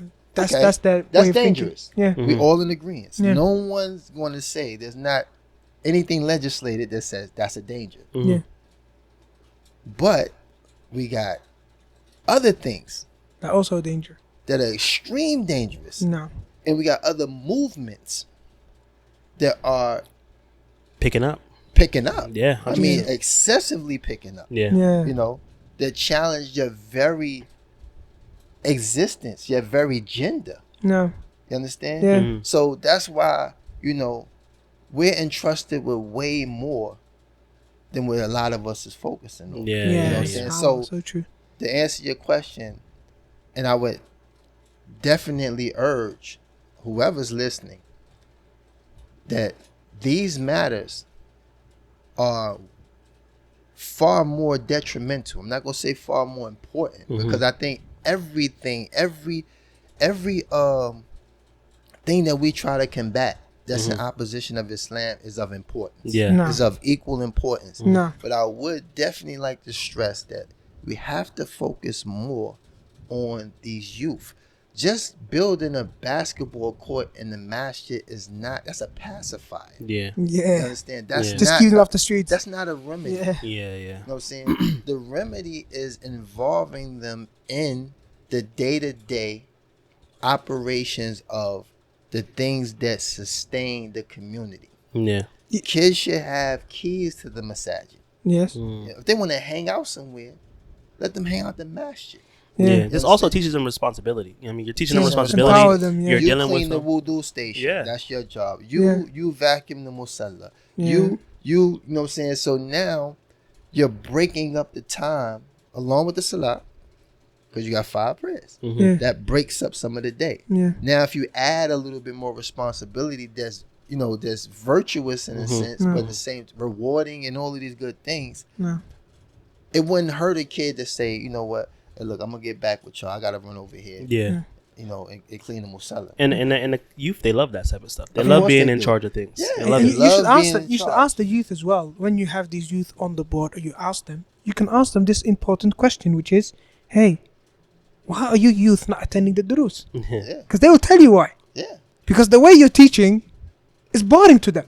Exactly. You got a book in front of you, and قال الشيخ, you read in Arabic, and then you translate it in English, and the next one. That's not how you engage youth. That's not how you teach youth. Yeah. You know, That's even the way the durus. that's a very old way of looking at trying to deal with the youth in this day and age, Exactly. especially with the attention spans we have today. Yeah, Trying to go over a book like that, you're going to lose. You don't even have to ask them, Aslan. yeah. Anybody who's aware Now, if and they're you're in doubt, looking at what they're doing, ask them if they're in doubt. there is. I mean, it's open. It's clear as day. I'm going It's to tell clear as you day. what's crazy is that when we look at the people of desires Mm-hmm. and the people of innovation. Mm-hmm. Okay, I'm about to move your microphone up a little bit. Okay, I'm I sorry. think it keeps going down. Yeah. They actually Mm-hmm. see the void. Yeah, exactly. They They see do. the void. Because when you go into the qisas, you go into stories. Stories are more engaging. Yeah. Oh, You know what I'm definitely. saying? Because when you're 100%. teaching usul, Mm-hmm. it has to be broken up in increments Yes. in order to Yeah. be understood. When we say stories, we have to come up with stories. The Quran is Stories. full of stories. Yeah, exactly. Quran is full of Subhanallah. stories, right? Yeah.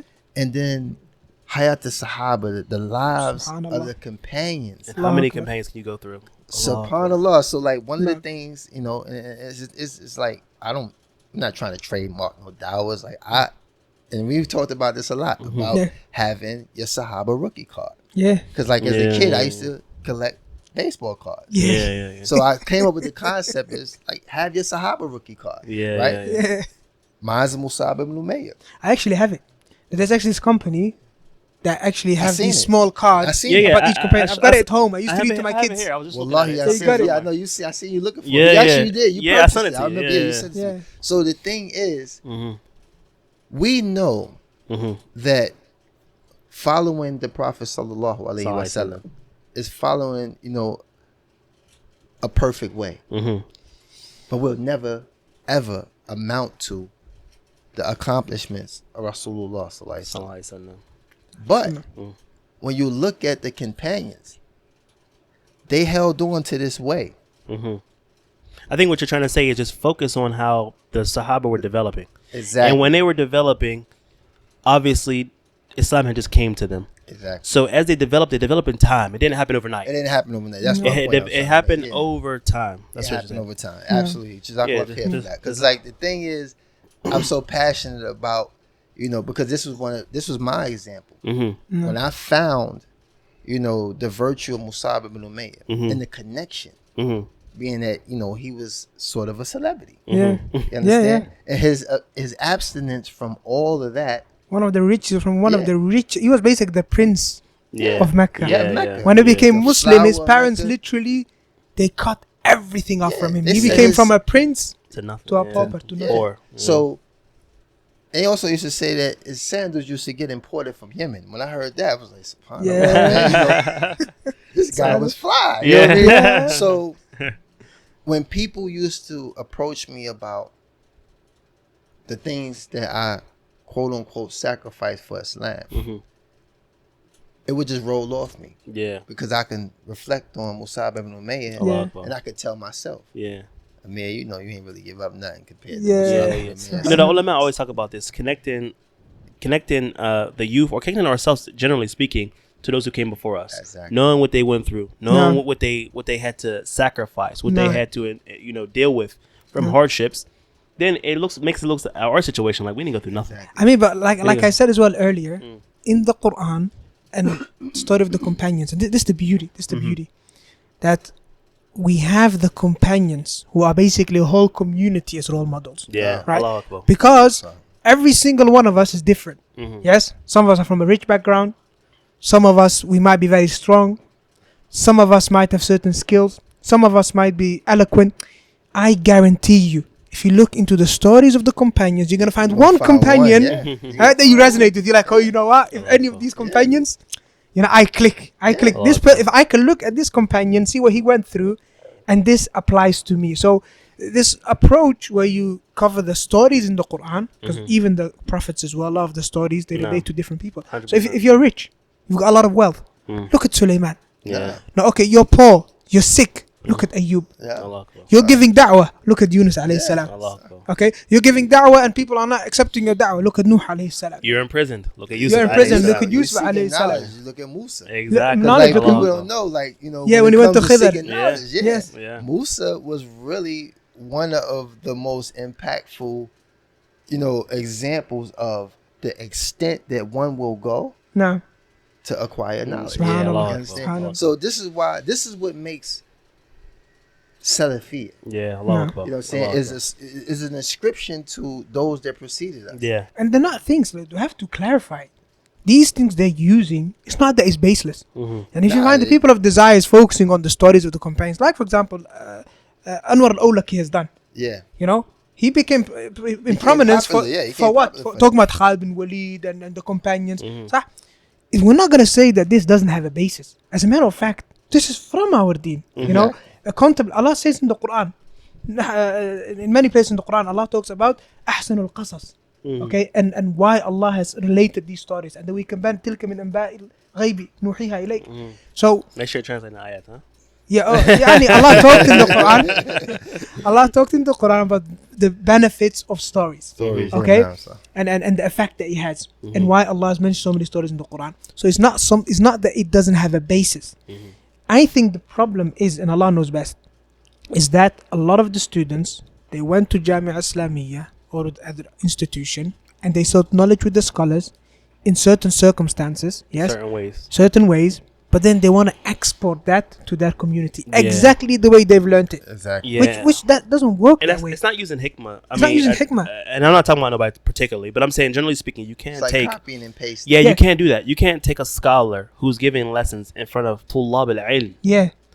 and teaching them in a certain way, Yeah. and then take it back and Do then the same thing. Teach the 9 to 5 Muslim the same exact way. Yeah. To give you an difficult. example, It's perfect difficult. example, one of the masajid I used to be an imam at, they brought one of the students over and they said, I mean, the shura, the people in charge of the masjid, they said to this student that, look, this masjid has just been open for a couple of months. We have a lot of people praying in the masjid, and a lot of them are from a Hanafi background, and when we see them pray, even the ruku', they're not getting up, and there are a lot of pillars from the pillars of the salah that are not being implemented. Come and teach the people how to pray. Okay, so this student of knowledge, he came and he said, all right, I'm going to teach them. What did he teach? Bulugh al-Maram, explanation of Shaykh Salih al-Fawzan. Subhanallah. Okay, a year went by, yes, and they still haven't started salah. They're still on tahara. 2 lectures on how to recognize when Fajr starts, Maghrib starts, Dhuhr starts, and literally after a whole year, you're still on tahara. I mean, still a whole year, they have not fulfilled the pillars of salah. Akhi, that's a disconnect, bro. I mean, if somebody is doing something like that, the talib, you're disconnected. You're not living with the people who are in front of you. Yeah. But with that being said, ikhwa, we need to move on. Time is of the essence, and Dawah is coming up. So let's move on. Jazakallah khair, because I think, again, your story resonates in a lot of different ways, especially when it comes to seeking knowledge, because all these different, you could say, cycles that you went through of your life, phases, Allah tested you with, and you went through, is you could see that you continued the same thing, which was seeking knowledge, focusing on Quran and Sunnah, and then giving da'wah with that which you know. So may Allah Ta'ala reward you. If I can just add the main takeaway, sorry, I know we went over time, but please, to summarize everything for the audience, for anyone that's watching this, that's listening to this, I say to you, if we look at the story of our brother Amir, may Allah protect him. Yes. If there's anything you want to take away from this, is that seek knowledge no matter what circumstances you're on. Allah. Why? Because our brother, alhamdulillah, Allah has guided him to Islam. One of the first things he's done is try to seek knowledge, and he continued doing that, and he went through so many different circumstances. If you think that you're too busy for seeking knowledge, or maybe the background, whatever it may be, yes, always seek knowledge, never stop seeking knowledge, and take a lesson from those, and look, they have actually sought knowledge in all circumstances. Yeah, I just want to say one other thing, just to expound. Don't set the barometer for seeking knowledge so high. Yeah. Because, people think when you seek knowledge, you have to be a student of knowledge. Yeah, you are. But Allah says save yourself and save your family. So knowledge being sought starts with teaching those in your house. Yeah, 100%. 100%. I'm the imam of my house. Yeah.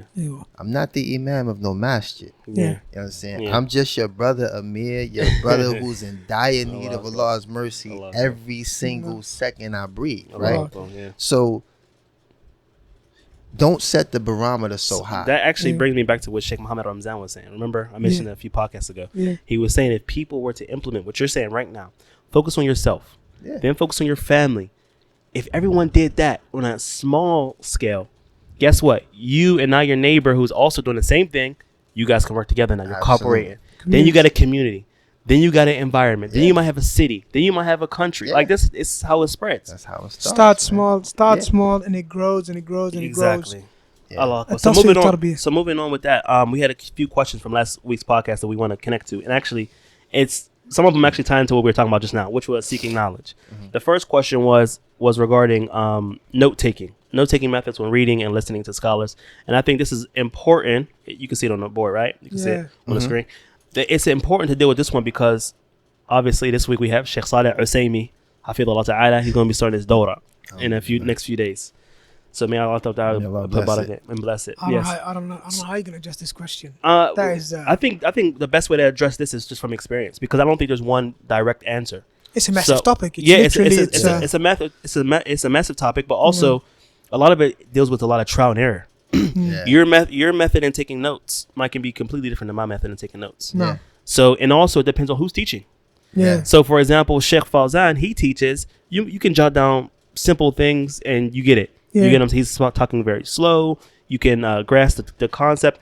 But Shaykh Salih Usaymi's teaching, he's usually going pretty fast, and it's all almost like a book in itself, the way he's explaining. In detail, yeah. So you need a lot more space to write.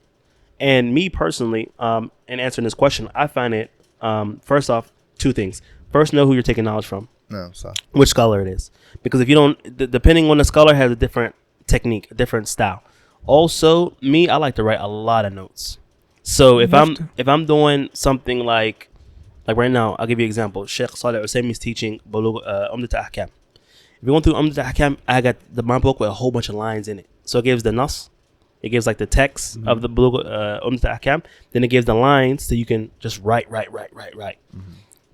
Plus, I use different colors. So my pen might have 4 colors, 3 colors on it. I'm writing one color, with, for example, let's say mufradat, different words. Yeah. They connect to the topic that he's explaining. Another one with maybe ahkam, rulings. Yeah. Another one with, just miscellaneous. Yeah. So you got to develop your own method. I personally believe in taking notes. Yeah. Maybe you guys have. No, you have to. I mean, the only way you can, like the scholars they mention, that when you go fishing, you have to. I mean, there's no other way for you to keep hold of that fish unless you rein it in. These are your tools, yeah. It's just gonna. I mean, that's the only way to preserve knowledge. But the point I would love to make is that the importance of reading the matan before going to the dars. Mm-hmm. Yeah. Okay, so that helps out tremendously with taking notes. Yeah, helps tremendously. Yeah. And also, please, what's gonna happen is you're gonna start the dars. Shaykh is gonna talk. You might lose your focus for a moment. Halfway through the dars, Shaitan might say to you, it's alright, you're going to revisit the voice recording. You can take notes later. Yeah. That will never happen. Listen to me, it won't happen. I'm telling you, it will not happen. You are not going to revisit and listen to it again. Except for those who Allah just happens to have mercy on. That's the exception to the rule. That's the exception to the rule. The base is that you're not going to be able to get back to it. You're not going to get back to it. Yeah. So, whatever you manage to take notes, you manage to write down, that's what you have. Also, if you stop taking notes halfway through the class, know that the rest is. Also, watch what happens when you start not taking notes. You're going to see your attention starts to fly. Yes. If you're taking notes and you're following along, you're looking for every word to make sure you understand. Nah. Once you stop taking notes, okay, here comes the phone. Yeah. Here comes, I forgot, I got to do this when I get home. Yeah. Oh, make sure I stop past the shop. Yes. You know what I'm saying? You start getting mixed up with a whole bunch of different things. No. And another important point, you gave 2, I'll give one more. Yeah, Fadla. Which is that, and they mentioned this, they actually done a study on it. Mm-hmm. I mean, there's a book. Really, I mean, if you read this book, it will really teach you how to take notes. It's called How to Take Smart Notes. Mm-hmm. By this, I think, Swedish guy called Sonka Arons. Mm-hmm. It introduces a whole different, it introduces a whole different universe to you when it comes to taking notes, right? Yeah. Read that book. But I'll tell you one thing, which is they've done a study whereby there are 2 sets of students, college students, that were taking notes. And they compared between those who were literally transcribing the professor's words and those who were kind of like summarizing the professor's words.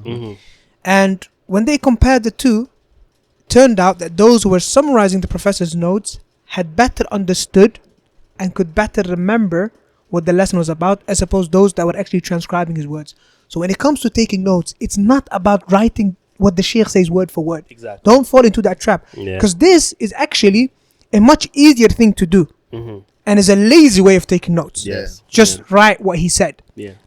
Rather, it should be about try to summarize what he said in your own words to the best of your ability. Because that act itself of summarizing his words, that's learning. Exactly. That's comprehending. That's understanding. Exactly. And that's what allows that benefit to stick. Yeah. And for you to even understand later, because at the end of the day, like they say, you have to help out your future self. Don't think about yourself today. 100%. Think about your future self. When you go back to read those notes again tomorrow, you have to optimize for your future self. You have to optimize for Muhammad a year from now. So if you write it in a way whereby it just doesn't make sense, it's in the Shaykh's words, you're not going to understand that. But when you write it in your own words, what you have understood, then when you revisit that a year from now, you understand it. These are your words. It wasn't your words. It was the way you understood it. Yes. Now, we don't have too much time, so I'm going to brief through these questions.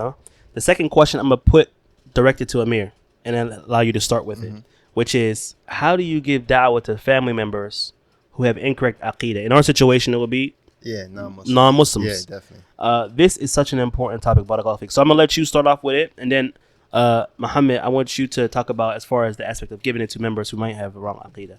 No, Jazakallah khair. So for me, I've learned, that it's essential to start with things that you agree with. Because when you have an abundance of agreements, when you slip into the things that you disagree about, it won't be so, tumultuous. You know what I'm saying? Because I think people, when you're dealing, once again, it goes with zeal. Zeal makes you want to tell your parents and relatives everything you learned. Wallahi, if you don't say La ilaha illallah Muhammad Rasulullah, you going to Jahannam. No. That's what zeal wants you to say, right? But when you start with the Anbiya, especially with non-Muslims, preferably Christians, they believe in Ibrahim. They know the story of Ibrahim. Sahih. They know the story of Musa alayhi salam. No. Because before you get to Isa, Isa is a very sensitive matter. Yeah. So you can always start with those things, and once you get in agreement, stop talking. Because sometimes, once again, zeal makes you like, oh, they took that. Yeah. Let me see if I can get them to take something else. You think about it when people say, I known the Muslim for 3 years. You ever heard a person like, I had a Muslim friend for 3 years. And the first thing come to my mind, you're not Muslim? So that means y'all engaging in conversations. But it's not resonating. It's not resonating. Or y'all agreeing in more batil and more shirk and more, more things that cater to your way of living.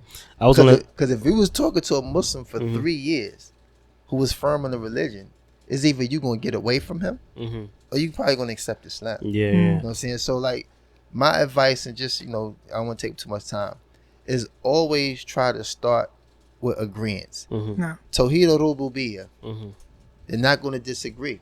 Yeah. Even the Quran does Yeah. that. The Quran mentions Rububiyyah in order to establish Uluhiyyah. Exactly. But when you're talking to non-Muslims, they won't deny that there's one facilitator, one arranger of all the affairs of creation. They won't deny that. Identifying who that creator is, that's another subject. But if you can agree that there's only one, that's a great start, right? Then once you establish that, you can agree that, okay, cool, if he's the facilitator of all of these things, isn't it his right and his right alone to be worshipped, feared, reference should be so? They'll say, we still haven't identified who this creator is yet. Especially, and I was going to add to that, I'm sorry to cut you off, especially the way you're talking about going about it as far as connected to the Anbiya. So as you're going along, you're teaching this Tawheed of which what the Anbiya used to worship. All of them. What they used to call to. Yeah, what they used to call to. That's what I'm saying. It's like you have to be able to agree. A conversation can't start with debate, disagreements, because it becomes toxic. Yeah. And now what happened is, down the line, you may actually make some very valid and strong points, but they're going to be rejected now because the origin of these conversations have been so, toxic and problematic. This is what you point wallahi is so important, because a lot of people on YouTube they fall into this trap when it comes to debating with non-Muslims. It becomes like a war. Okay, look at your Christianity, look at your Bible, it's got so many contradictions. And I actually fell into that trap myself. I remember when I first started practicing, started going into those Ahmed Didat videos and the likes, and there's this, I think it was Nigerian classmate of mine who was Christian, and because Ahmed Didat's got this like book called the Combat Guide or something like that, and it's literally basically a list of all the contradictions in the Bible. So instead of going to him, calling him to Islam, you're just attacking Christianity. Yeah, your Bible say this and this and this and this shows it. Wallah, I remember the guy, he said to me, he said, listen, don't talk to me about religion. So that was youth with that zeal. So same thing on YouTube. You find people debating non-Muslims, ex-Muslims, and they're kind of like, okay, they're thinking to themselves, I'm catering to my Muslim audience, right? But what you have to know is you're on YouTube. You have Muslims watching this. You have non-Muslims watching this. This is not how you give da'wah to non-Muslims. You don't look at Muhammad sallallahu alaihi wasallam when Wafd Najran came to him. No. Story for another day, right? A lot of lessons to be learned from that. When these whole group of Christians came to Muhammad sallallahu alaihi wasallam, how he dealt with them and how he gave them da'wah. Story for another day, inshallah. Allahu Akbar. So, Jazakallah khair, passing it on to you. As far as dealing with family members, maybe you went through something like this, or you know some people who've gone through something like this. We all have, definitely. So, no doubt. When dealing with family members who have a wrong aqidah, but they're Muslim, but they have a wrong aqidah. Maybe they're not praying. Maybe they, whatever the case may be. Yeah, they might be inclined towards extremism. Okay, maybe you're from a Muslim household where your parents are maybe Sufi or the likes. How do you deal with it? Well, الأهم قبل المهم. صحيح. That's really what it comes down to. Okay, Most important focus things on the before- most important things first before the important. So, for example, if it's from a Sufi background you're from, please don't debate with them about either put your hands under your chest or on your chest. إيش فيك? Don't talk to them about that. Don't talk to them about, for example, can the dead in their graves here? Because that's what they like to do. You know, I promise you, if you debate with a Sufi who's got a little bit of, if he's got a little bit of, that has been trained a little bit on how to debate Wahhabis, the moment you talk to him about not calling upon other than Allah, he's gonna go with you down that rabbit hole or do the dead in their graves here or not. And now they want to discuss with you small issues, yes, while ignoring the bigger ones. So do not allow someone to drag you into these, I don't know, alleyways, if you like. You gotta control the conversation. Yeah, bring them out to the open. Yeah. You know, you are upon the sunnah, the ark. It's like the ark of Noah, sah? No. So you see the ark is big, sah? The ark needs to see. But if you take a big, massive ark to a small, if you like, river, what's gonna happen? Yeah. It's gonna get stuck. Don't allow them to take you there. Yeah. Keep them out in the open sea. In the ocean, In the ocean. Keep them in the ocean and talk about the big things and drown them with adillah and ayat and ahadith until they got no other reason to give up and come onto the ark of the sunnah. So focus on tawheed. Tawheed awwalan. No. If it's a Sufi background. Okay, if it's not a Sufi background, maybe it's a background of extremism or the likes, then focus on those ahadith. And this is what I used to do, and this is what you should do. Yes, which is, and we mentioned this before, don't go into the this happened and the ruler did this. La, just stick to the hadith. Stick to the Prophet usul. Muhammad Stick to the ﷺ usul. said, I want to say one thing, No. even though I never had family members who Aqidah was twisted, Yeah. but just to add to even what I said about agreements, I learned a lot of times that things that you agree becomes a proof against what you disagree.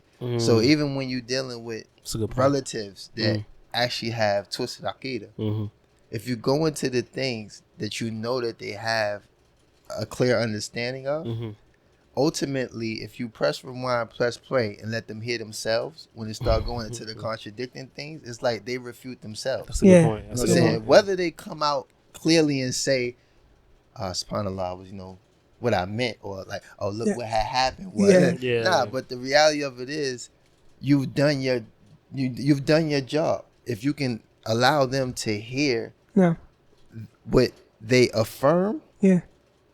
and then match that with, When it goes south, I would say really it comes down to one thing, which is establish first and foremost what the reference point is. Because it's the same way. Yeah. It's the same way the ulama of the past used to refute atheists. They use something that they would agree Yeah. against them. No, You know what no. I'm saying? Yeah. So it's Yeah. like we take from our scholars and the people who preceded us, and we take that same application, because affirmation is always going to outweigh contradiction and things like that. Because once you affirm, you know what I'm saying, I have a conversation with a person about their race.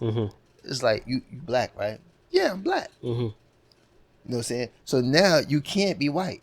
Yeah. You know what I'm saying? There's no way you can keep sitting up here arguing about being white. It's Truth like can't can't mix with falsehood. Exactly. It You can't mix. just affirm. Establish the reference point, because now you're gonna enter into a conversation with the individual. He's gonna make claims. You're gonna make claims. Before you start the argument, or Establish before the you start the usul, what? Wait a minute. If me and you disagree now, okay? You say to me, this is halal, this is haram. I say to you, it's allowed, it's not allowed. What's our reference point? Quran and Sunnah. فلا وربك لا يؤمنون حتى يحكموك فيما شجر بينهم. That Allah says that فلا وربك, by your Lord, they do not truly believe until they make you a judge, O Muhammad, in that which they disagree. ثم لا يجدوا في أنفسهم حرجا مما قضيت, and then they don't find any sort of aversion towards that which you have judged, O Muhammad. ويسلموا تسليما, and they submit with a complete submission. This is the reference point. Okay, talking about the Muslim ruler, for example. Okay, you say whatever you like, and I say whatever I like, no problem. But when me and you disagree, what's our reference point? How are we going to judge who's right and who's wrong? Sahih. The hadith, the Quran, and the Sunnah upon understanding the Salaf. If you agree on that, then we continue. Then what's going to happen is, I'll tell you what's going to happen. They're going to go left. They're going to go right. Yeah. Always rein the conversation back in. Don't follow them. They're going to wiggle. Yeah, don't follow them. Come back. Sahih. Bring the conversation back to Quran, Sunnah, and Sahaba. Sahih. As long as you control yourself. And this is, I think, the biggest problem.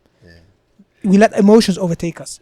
As long as you stay in your place and you control yourself, and you are someone who keeps one line of speech. Yeah. That's Then it. the person eventually either will give up or he will accept. جادلهم بالتي هي أحسن. No. Argument with them in a better way. Yeah. Last question, and then we'll go into the final segment.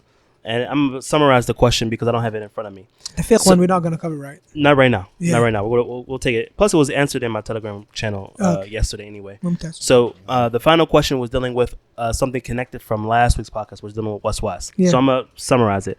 What he was saying was, generally speaking, yes, you guys touched on everything that pretty much he was dealing with in that waswas conversation. However, now he's facing a new issue, which is now he's finding that when he goes to the bathroom, he sees that he has waswas. Am I actually clean? Did I actually do what I was supposed to be doing upon me? Feel something comes out after he leaves the bathroom. Exactly. So I wanted to start by answering that question by just saying the same applies for that, which is to ignore it. No. Okay. Now I know you have some things that you prepared Yeah. for this, so I'm gonna let you go ahead. Yeah, so no, I just wanted to share with you. It's a beautiful clip by Shaykh Abdul-Salam al-Shwayr. And Shaykh Abdul-Salam al-Shwayr, from our scholars, Hafidhahullah ta'ala, he really deals with this waswas a lot. Hafidhahullah. And I get so many questions regarding this, which is that specifically for the brothers, when they leave the bathroom, after leaving the bathroom, they feel like something has come out. They left the bathroom 2, 3, 4, 5 minutes later, they feel like something might have come out, and then this turns into a waswas. Will lead you to doubt that you're not clean. Do I have wudu? Yeah, do I have not wudu? exactly. Let me go double check. Let me go to the toilet. Let me. Or maybe it came out, it dried out. I'm not sure. Yeah. So there's actually a narration from Imam Ahmad, rahimahullah ta'ala, that mentions that. Shaykh Abdul Shwayr, he gives you advice. He says in that clip, I'm going to summarize it very quickly. And I'll post it on the screen as well so people Now. can see it. Now, first thing is wait a little bit. Wait a little bit. Wait for things to come out. Okay. Then obviously do your istinja, wash yourself. Then you take some water, yes, and you literally wet your undergarments, and you wet your private parts. So now everything's wet. Then you come out. Now, if you feel like something came out or not, you can ignore it because you'll think it must be the water. My underpants are already wet. Why do we say this? Because the audience might ask, or the person might ask, yeah, but what if something did come out? My salah won't be accepted. That. It is forgiven. Anta ma'fu. You're not held accountable for that. No. You're only held accountable, and this is what people don't understand. You're only held accountable when it comes to not removing najasa. If it's najasa that you can actually see or you can smell, only then are you held accountable. No. Something that's on your clothes that you don't know about, it is not going to break your salah. It is not going to affect your salah. The Prophet Muhammad was praying salah, and then he took off his shoes. And then all the companions took off their shoes. I mean, that itself is a lesson. You know how they followed him, sallallahu alaihi wasallam. And then after salah, he turned around and asked them why they took off their shoes. And they said, because you took off your shoes. But he said, no, Jibreel just came to me and told me there was some najasa on my shoe that he didn't know about. So that's why he took it off. What do we benefit from this? That the first part of the salah is valid. Yes. The Prophet did not go back and pray all over again because he didn't know about that. Exactly. Same thing here. Unless you know for a fact that there's najasa on your clothes, then the rule is your clothes are clean. No. Simple as. And even in that advice as well, you're building off yaqeen. Building off which yaqeen. helps fight these waswas that people are dealing with. Exactly. People dealing with waswas because they're like all over the place. They're uncertain. Yes. But if you're building upon yaqeen, like the Shaykh said, wait until everything comes out. Yeah. Then clean yourself. Then put water. You built on the fact that you are clean. Yes. That's the asl. Because you've cleaned yourself. So don't give a lot of thought to these waswas, these things that are causing you to get away from that, and then you're leading shak, like the principle. What? Yeah. Al-yaqeen ma yazulu bi-shak. No. That which is established and firmly understood is not erased by way of doubts. Yeah. And this is obviously this is theoretically, it's got so many practical implications. Of course. And the reason I wanted to share this, because this is now practical advice. Akhi, you asked what can I do about it? Yes.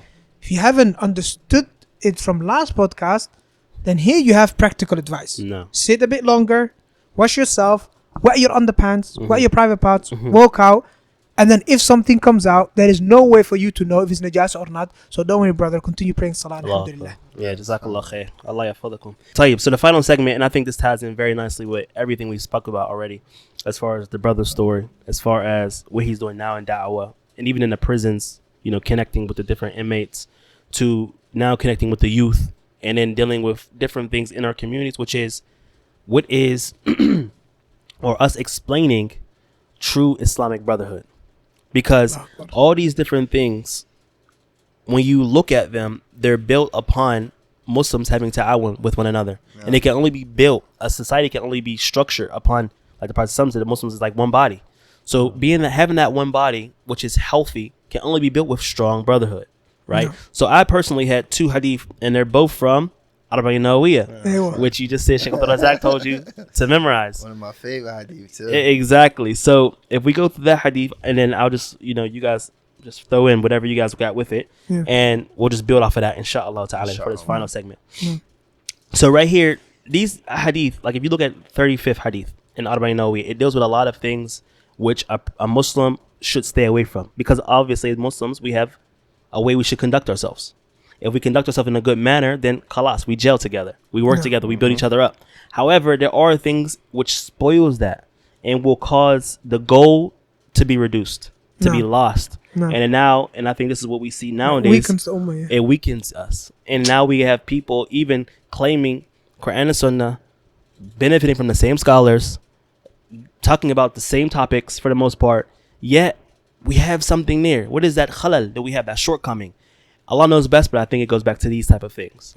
So let's go back and read the hadith. So in hadith 35, al-hadith al-khamis wa thalathun, it was narrated by Abu Hurairah radiallahu anhu that the Prophet sallallahu said, لا تحاسدوا ولا تناجشوا ولا تباغضوا ولا تدابروا ولا يبيع بعضكم على بيع بعض وكونوا عباد الله إخوانا المسلم أخو مسلم لا يظلمه ولا يخذله ولا يكذبه ولا يحقره إلى الآخر الحديث. And I'm going to read the English so that everyone can understand it. So it says in Abu Hurairah radiallahu anhu, he narrated the Prophet sallallahu alaihi wasallam said, do not be envious of one another. Do not outbid one another. Do not hate one another.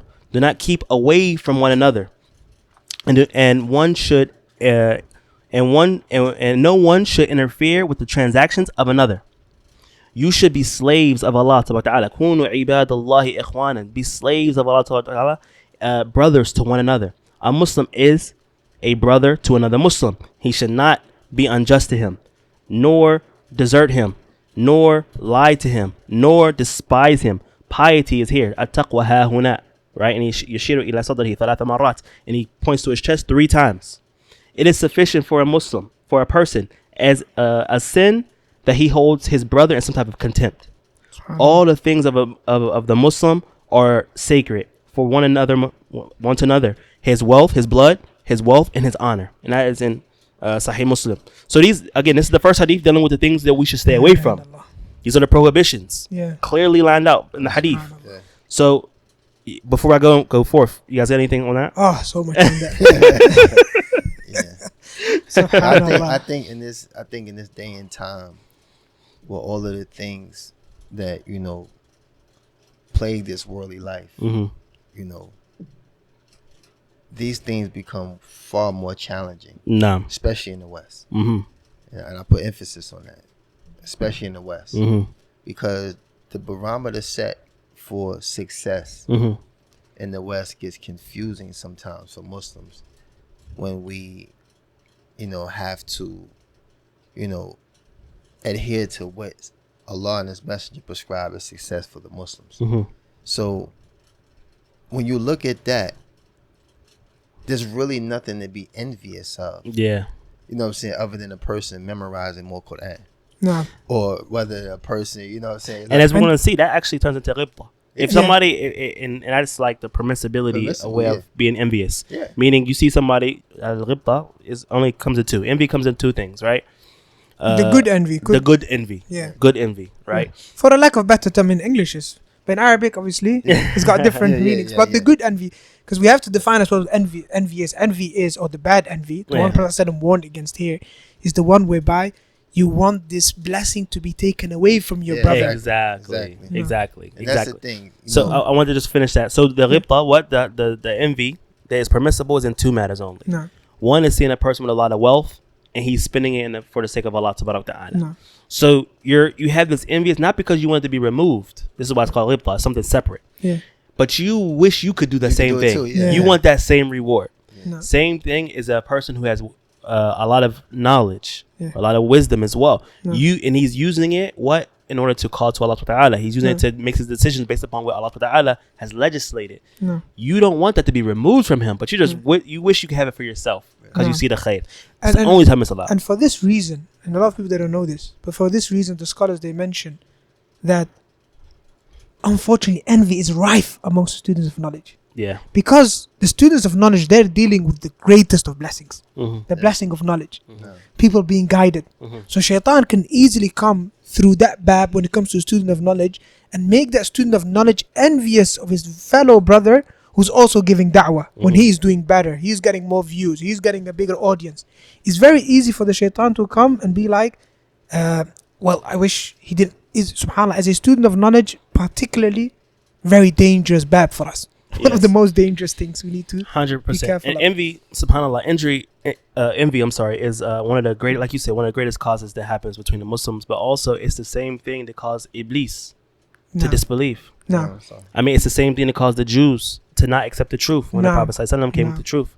So envy, it keeps you from accepting the truth, and it also causes division automatically. Absolutely. No. SubhanAllah. So moving on, it says, I mean, this hadith, like you mentioned, it mentions all of those things that will affect the Muslim Brotherhood nah. that we need to stay away from. And I remember our Shaykh Sulaiman Ruhaili, Hafidhahullah, in London on the way, I think it was on the way to the airport. He mentioned that, subhanAllah, he said that it is as if, we know that one of the goals, objectives of the shaitan is to cause disunity amongst the Muslims, especially Ahl Sunnah.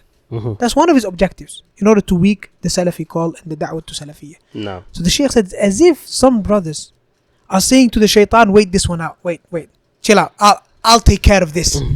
It's like as if some brothers, the way they conduct themselves is like they took it on themselves as a responsibility to separate and do the work of the shaitan. and do the work of the shaitan. Allah. Allah. So the Prophet ﷺ, he said, إياكم والحسد فإن الحسد يأكل الحسنات كما تأكل النار حطب أو قال العشب.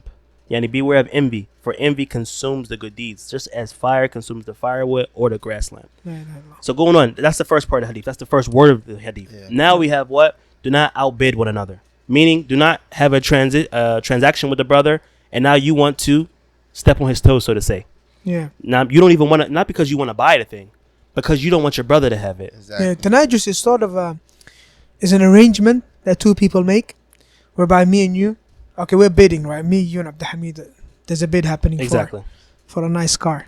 Allah give us all those nice cars. Nice riding. So nice riding beast. Yeah, nice riding beast.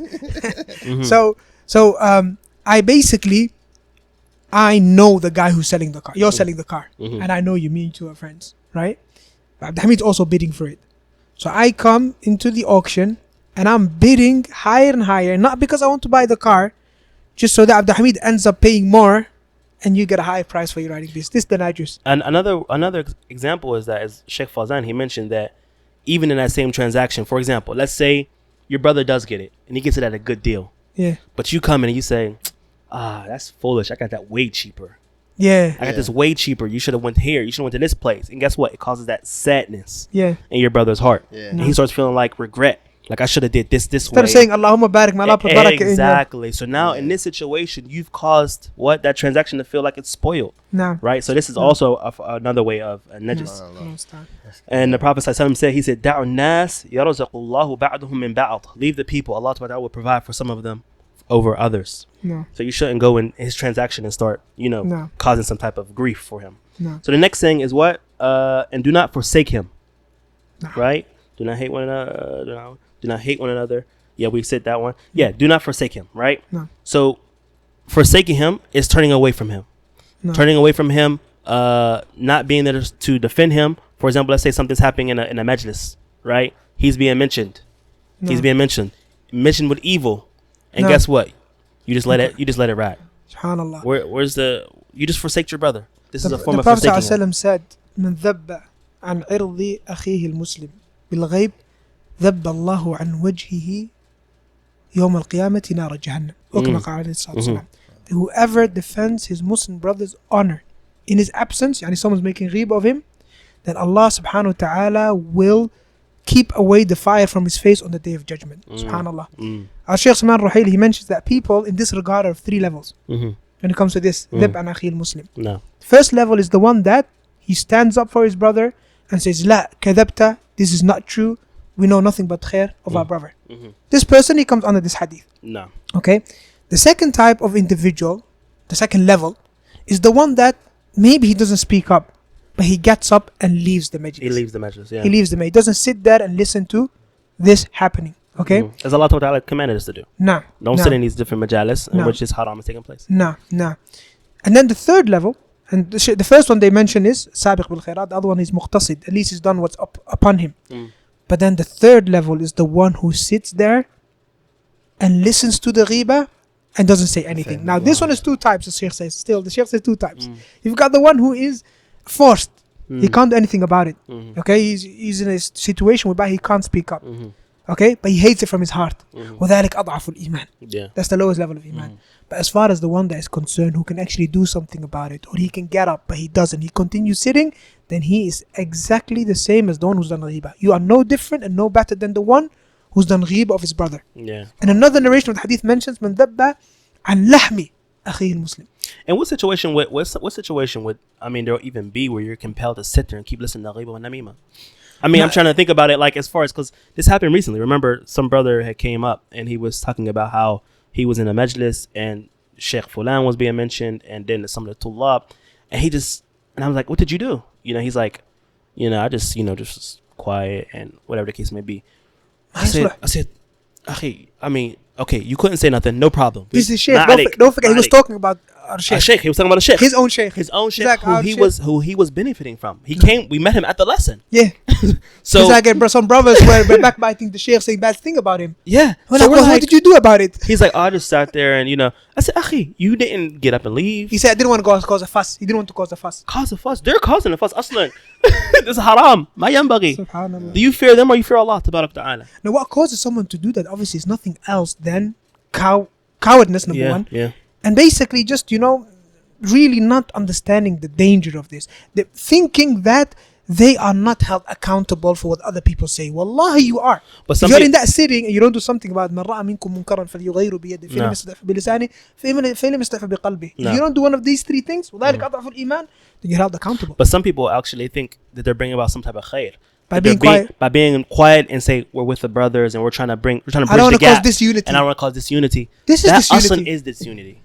Them talking about your Muslim brother is disunity. Yeah, one of the concerns I would have with this particular matter is when one truly, loves the individual for the sake of Allah. Yeah. Cowardness is not something that would impede you from defending the person's honor. 100%. Because you might be, you could be reluctant in other matters. But this is someone that Allah loves and you love what Allah loves. No. You know what I'm saying? If that doesn't compel you enough to defend the honor of something or someone that Allah loves and you love Allah, then this should be a simple task to implement. As he mentioned, what the Shaykh said would be, praiseworthy in regards of defending this individual's honor. 100%. So yeah, that's that. I think simple on paper, but in reality, and this is really what it comes down to. If you want to know the asl of all of this, is the statement of the Prophet Muhammad sallallahu alaihi wasallam: "أوثق عرى الإيمان الموالاة في الله والمعاداة في الله والحب في الله والبغض في الله عز وجل." That the strongholds of iman, or the strongest indications of a person's iman, is his allegiance for the sake of Allah, disallegiance for the sake of Allah, love for the sake of Allah, and hatred for the sake of Allah. Now, how does that tie in what we're saying? This same individual who is sitting there, whilst his Muslim brother, who he supposedly loves for the sake of Allah, inshallah he does, when he's being quiet, let's ask him, how about those people that you don't just love them for the sake of Allah, but you love them for the dunya as well, like your wife, your children, your parents. Absolutely. Would you be quiet? You wouldn't be quiet. Because these people now, there's other types of love, tabi'i, involved as well. So this basically shows that it stems from a lack of iman and a lack of this stronghold, this level of iman whereby you truly love someone for the sake of Allah, to the extent that it's not a difference if somebody sits here backbiting Abdul-Hameed or Amir or any of my other Muslim brothers, or if he's backbiting my brother from my mother, or my father, or my wife, or my kids. The way that I would not accept that upon batil, I'm not going to accept it any other Muslim brother. And actually akhuwa al-imaniyya is stronger. Absolutely. And this is what ties all of it together. But the Prophet said, "At-taqwa ha huna, al-Muslim akhu Muslim." This connects it, showing that the Muslim in faith is stronger than that Muslim even by blood. But there's two things that I skipped for second part. We didn't go over our bughd type. So bughd, having hatred, right? Obviously we know that which is desirable is the opposite. لا يؤمن أحدكم حتى يحب لأخيه ما يحب لنفسه. A person doesn't fully believe or truly believe until he wants for his brother that which he wants for himself. And the Prophet commands us to stay away from bughd, hatred. Shaykh Fawzan, he mentions about this. Some people, it's almost in their nature to, like we call them in our culture, we call it haters. It's almost in their nature that they have some type of inclination to hating that. But what he says is, in this situation, don't show it. You get what I'm saying? The least you can do is not show it. You might have that hatred. May Allah cure you. May Allah cure you. It's something, and Shaykh Fawzan said some people are just born with this. Like they just have it with them. You know what? I wanted to actually pose a question that I believe is also very prevalent amongst the Muslims. Now, sometimes you see your brother doing something openly that's displeasing to Allah. And we'll take that same scenario where you're sitting in a gathering where a person is speaking upon this open sin or this open sinner, right? At that point, defending the honor of someone who's pretty much squandered their own honor. You know, this scenario is something that I've found to be, you know, way more prevalent, to where, you know, you can try to make an excuse, but obviously there's no excuse because the sin that's being performed is out openly, right? I mean, sorry, can we just get it straight? When you say the sin is out openly, for example, I'll give you a clear example. This is something I struggle with a lot in prison. You know, you have brothers who were dealing with the hardship of being incarcerated. Sometimes they were result of either gambling, you know, using, you know, drugs, making makeshift alcohol, stuff like that. So this type of blemish is something that becomes known because prison is really no escape. Like, you can't really do anything. Everybody knows what someone else knows. And then for the Muslims, you know, those who are in opposition of Islam can't wait to bring these type of things out into the open. Yo, Akhi, I just seen your brother. I just seen your brother. I just seen your brother. So what happens now is some brothers used to process this as a blemish on Islam. You understand? And then they were partaking, you know, this deficiency that this individual had. Talking bad about him. Or even chiming in. You know, like, all right, well, I mean, you know, that brother, he don't even come to Jumu'ah. Like, but now you start exposing other things that are not known. No, but I mean, there's one thing we have to clarify here, which is that we have to differentiate between two things. The fact that this brother has a shortcoming and the fact that it's even known still does not give someone the right to talk about that and hold him at fault. Because the Prophet ﷺ said, like the companion asked, he said, إِن كَانَ فِيهِ مَا تَقُولُ فَقَدْ اغْتَبْتَ. If that which you're saying about this individual is true and he actually is a gambler, then you have performed ghibah. وَإِن لَمْ يَكُنْ فِيهِ. If it's not something that he does, then فَقَدْ بَهَتَّ. Then you have slandered him and you have lied about him. Now, when is it then permissible to talk about a Muslim, his shortcomings? It's only permissible, not if it's out in the open. It's permissible if it's for maslaha shar'iyya, for religious benefit. In other words, not just is he gambling, he's convincing others to join him. Now this is a problem. It's not just that he fell into the sin. It's not just that he's known for gambling or committing zina or drinking khamar, and he's something that he feels bad about. Rather, he's actually out there promoting it, telling people, ta'al, take part. Here we are allowed to backbite him and warn against him for the greater good. You're warning the Muslims so they don't fall into that same situation. No. And that used to always kind of be the case. for example, like with the gambling thing. Yeah. You have a brother that might be running a fantasy football ticket. Yeah. So he's literally out there Promoting it. You know what I'm That's saying? not ghibah. Yeah, That's not what I'm ghibah. saying. So Yeah. that's why I used to, in those matters, you know, it used to be difficult to try to advise brothers not to partake in slandering the individual, but at the same time, you know, there's no honor really to defend at that point. So it's kind of a very sensitive situation. You know, it's a matter of cultivating the people so don't they know. contribute to it. Yeah. Okay, try not to contribute to that. Yeah. But at the same token, hate it in your heart. Yeah, You of know, course. and that used to be my advice a lot of times in that matter, because I used to struggle with it myself. Like, you know, like subhanAllah. And even sometimes when you used to see the Muslims engaging the non-Muslims more Yeah. opposed to your brothers. Yeah. That's something a lot of brothers struggle with.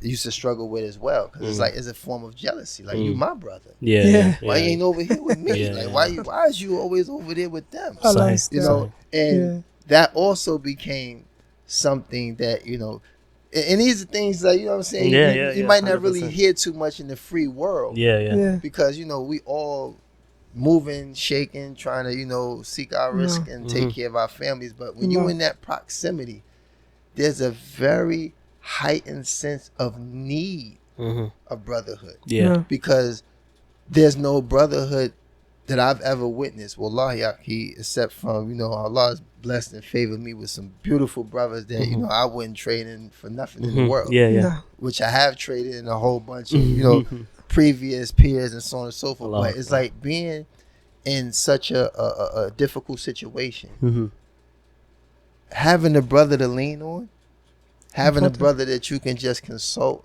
and he understands because he's going through the same thing. I've seen in the prison system one of the most intense and meaningful levels of, you know, brotherhood being implemented. And, you know, and that was one of the things, no, not to digress, but that was one of the things that respect. Remember I said love, fear, and respect. The respect came from these guys who are ascribing themselves to a gang. They will turn on each other in a minute. In a minute.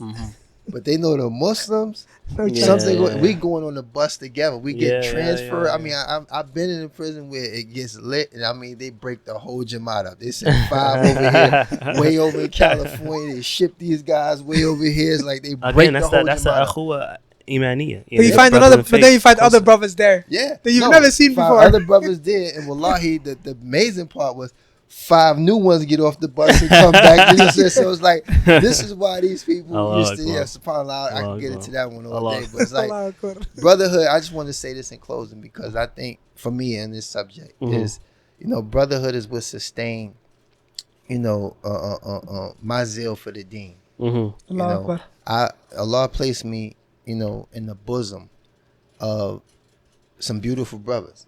You know, like I said in the beginning, I'm honored to be here with you guys because, you know, there's a certain type of euphoria you feel when you're in the presence of a Muslim and your hearts connect. You understand? And it becomes like a backdated love. Like I haven't even known you that long. But it becomes like backdated. You know what I'm saying? It's almost like it's 10 years already on that connection when it's only been 10 months or 10 days. You know what I'm saying? So it's like, I would urge Muslims to feed that, nurture that, cultivate that.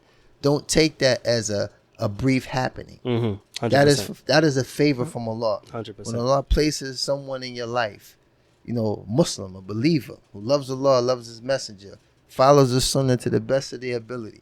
You understand? You can overlook so many things, but you can't overlook that connection. That to add to that, let's try to finish this hadith so that we can talk about how to preserve what you're talking about. Right, preserve what you're talking about. So again, I was taking back by what Shaykh Fawzan said when he was asked this in the book, and as I'm reading, he's like, "Is it possible?" He's stating the question: "Is it possible for a person to remove that hatred?"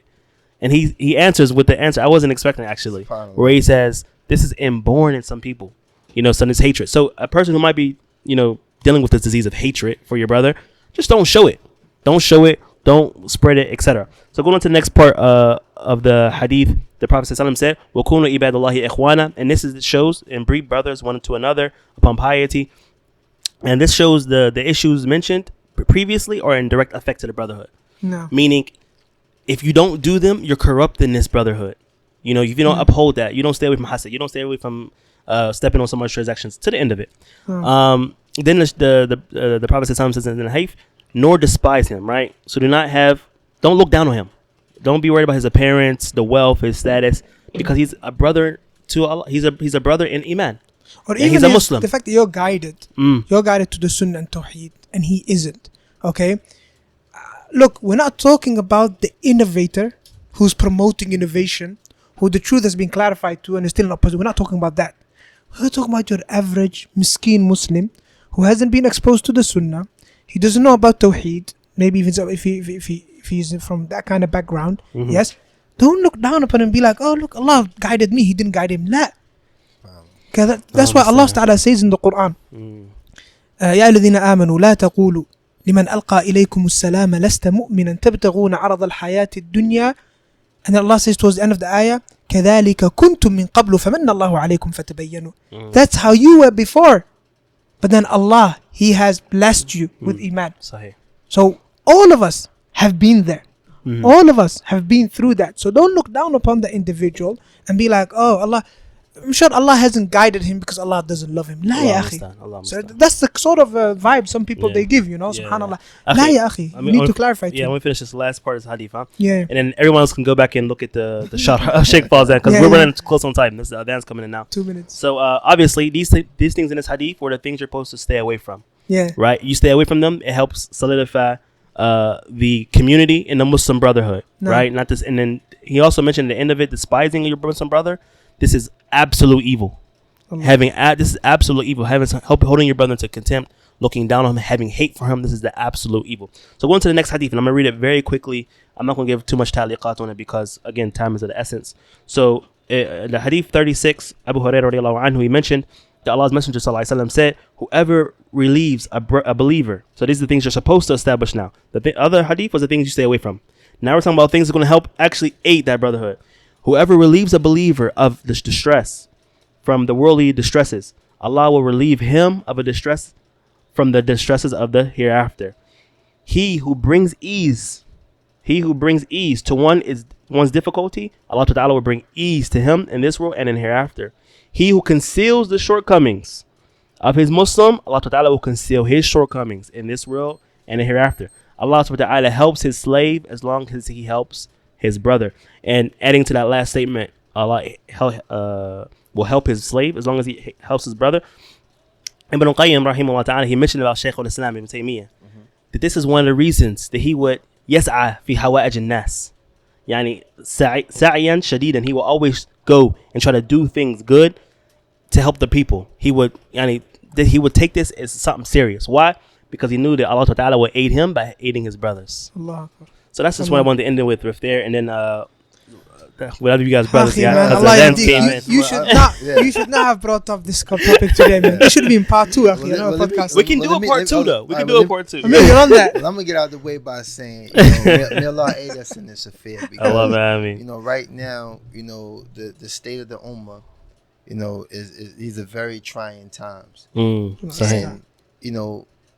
there's so many concessions that Allah has given us, whether it's through knowledge, whether it's through brotherhood.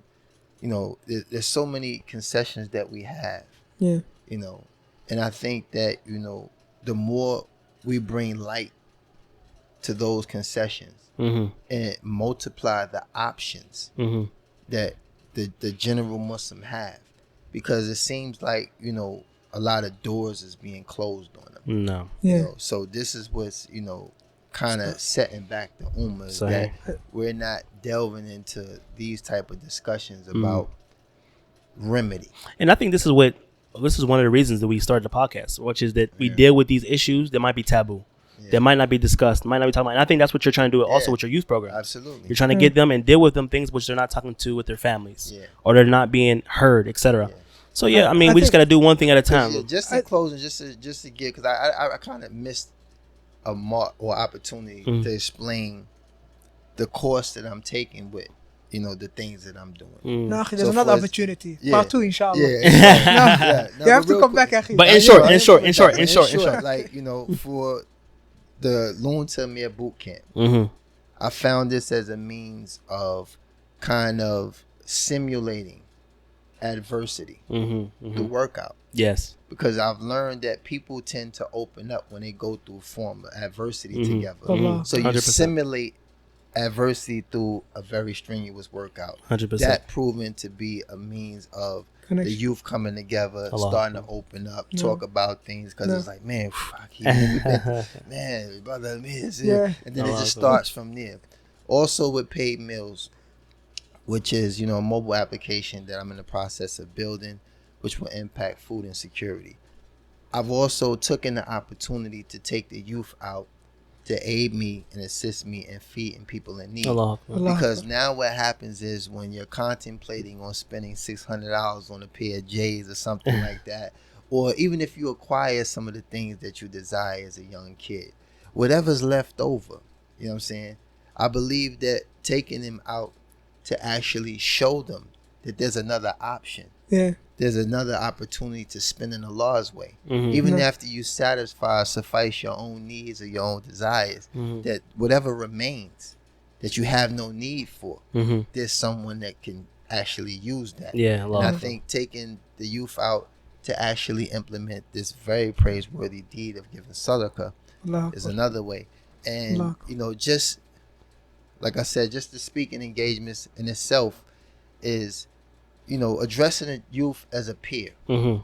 Because I believe Allah favored me with that, being in that previous business. No matter how old I'm getting, how gray my hair is getting, it's like they still kind of view me as a peer, because it's like that business is still relevant, whether I'm relevant or, you know, presently involved. No. So I just wanted to say that to say that, you know, may Allah reward y'all for addressing these different concessions and opportunities to unite upon good. No. Mm. You know what I'm saying? Okay. And strengthen our brotherhood, something. because I think when we look at each other based on Western society, Mhm. we're kind of holding each other to the same barometer set in society. Mhm. And that's not the barometer that Allah set for us. No. Mm. No. Allah made it very easy and seamless for us, Mhm. you know what I'm saying, to tread this path Mhm. and Allah. endure whatever comes along Yeah. the way of that path. Mhm. No. You know, and if we give emphasis to that course more often than less, Mhm. I believe that, you know, and Allah knows best, I believe that, you know, a lot of the Muslims will start to see that these simple, you know, assertments or these simple, you know, efforts Mhm. will only lead to something greater. So Allah. I ask Allah subhanahu wa ta'ala, you know, to Amen. continue to preserve. We're all on a Amen. path Amen. towards Allah subhanahu wa ta'ala, Yeah. and we are like people on a trip together, Yeah. Yeah. We You should know, be helping one another. helping one another. Imagine you're on a trip together and then somebody slips. Yeah. And everyone keeps on walking. Nobody looks back. La, Mm. we have to hold each other. And together, inshallah, tread this path which leads to Allah subhanahu wa ta'ala and to Jannah. May Allah make all of us Allah. brothers. Ameen. Ala Allah, ameen. al-ara'iki yattaki'una day of judgment. Said like this, Allah, inshallah. Allah. In Jannah, inshallah. Facing each other. Nah. Talking about the dunya and what Inshallah. happened. Alhamdulillah. And with that being Ameen. said, again, we want to make sure we extend our appreciation for you coming to the podcast today. We appreciate, you know, having you on a guest on the platform. It's an honor, and you know, we're looking forward to maybe future, you know, different things with you, inshallah. Man, I'm asking Allah, you know, to literally, wallahi, I'm still like lost for words, because this is still surreal to me. And you fresh off the plane too. Fresh off Last the plane. what? He hasn't been here 9 Yeah. hours, huh? I haven't even been, you know, but to come right into something, you know, as beneficial as, you know, trying to benefit the people. Mm-hmm. Told you you're a Yeah. regular listener of Tibyan, aren't Yeah. you? So Yeah, you listen to it all the time, Sah, the podcast. yeah, I'm just Yeah. Alhamdulillah. I got into the habit of listening to y'all now. So, you Jazakallah. know, Mashallah. welcome to Now the you're club. part of it. Yeah, welcome to the club. Jazakallah khair. So yeah, inshallah, you know, I plan, you know, one day, inshallah, you know, to make hijrah, you Mm. know, from, you know, the non-Muslim land. Yeah, I'll make it easy for you. I mean, and you know, just to know that, you know, if Allah favor me with this bounty, that I have a place. I have a place. Jazakallah khair. You know what I'm saying? To come and we'll start looking for an apartment, bro. Yeah, Mashallah. feel right at home. So May Allah make your affairs easy. Yeah, And with that, I think it's a good place to stop. Wallahu ta'ala alam. Sallallahu wa sallam wa barak ala nabiyyina Muhammad. Barakallahu fikum. Naam.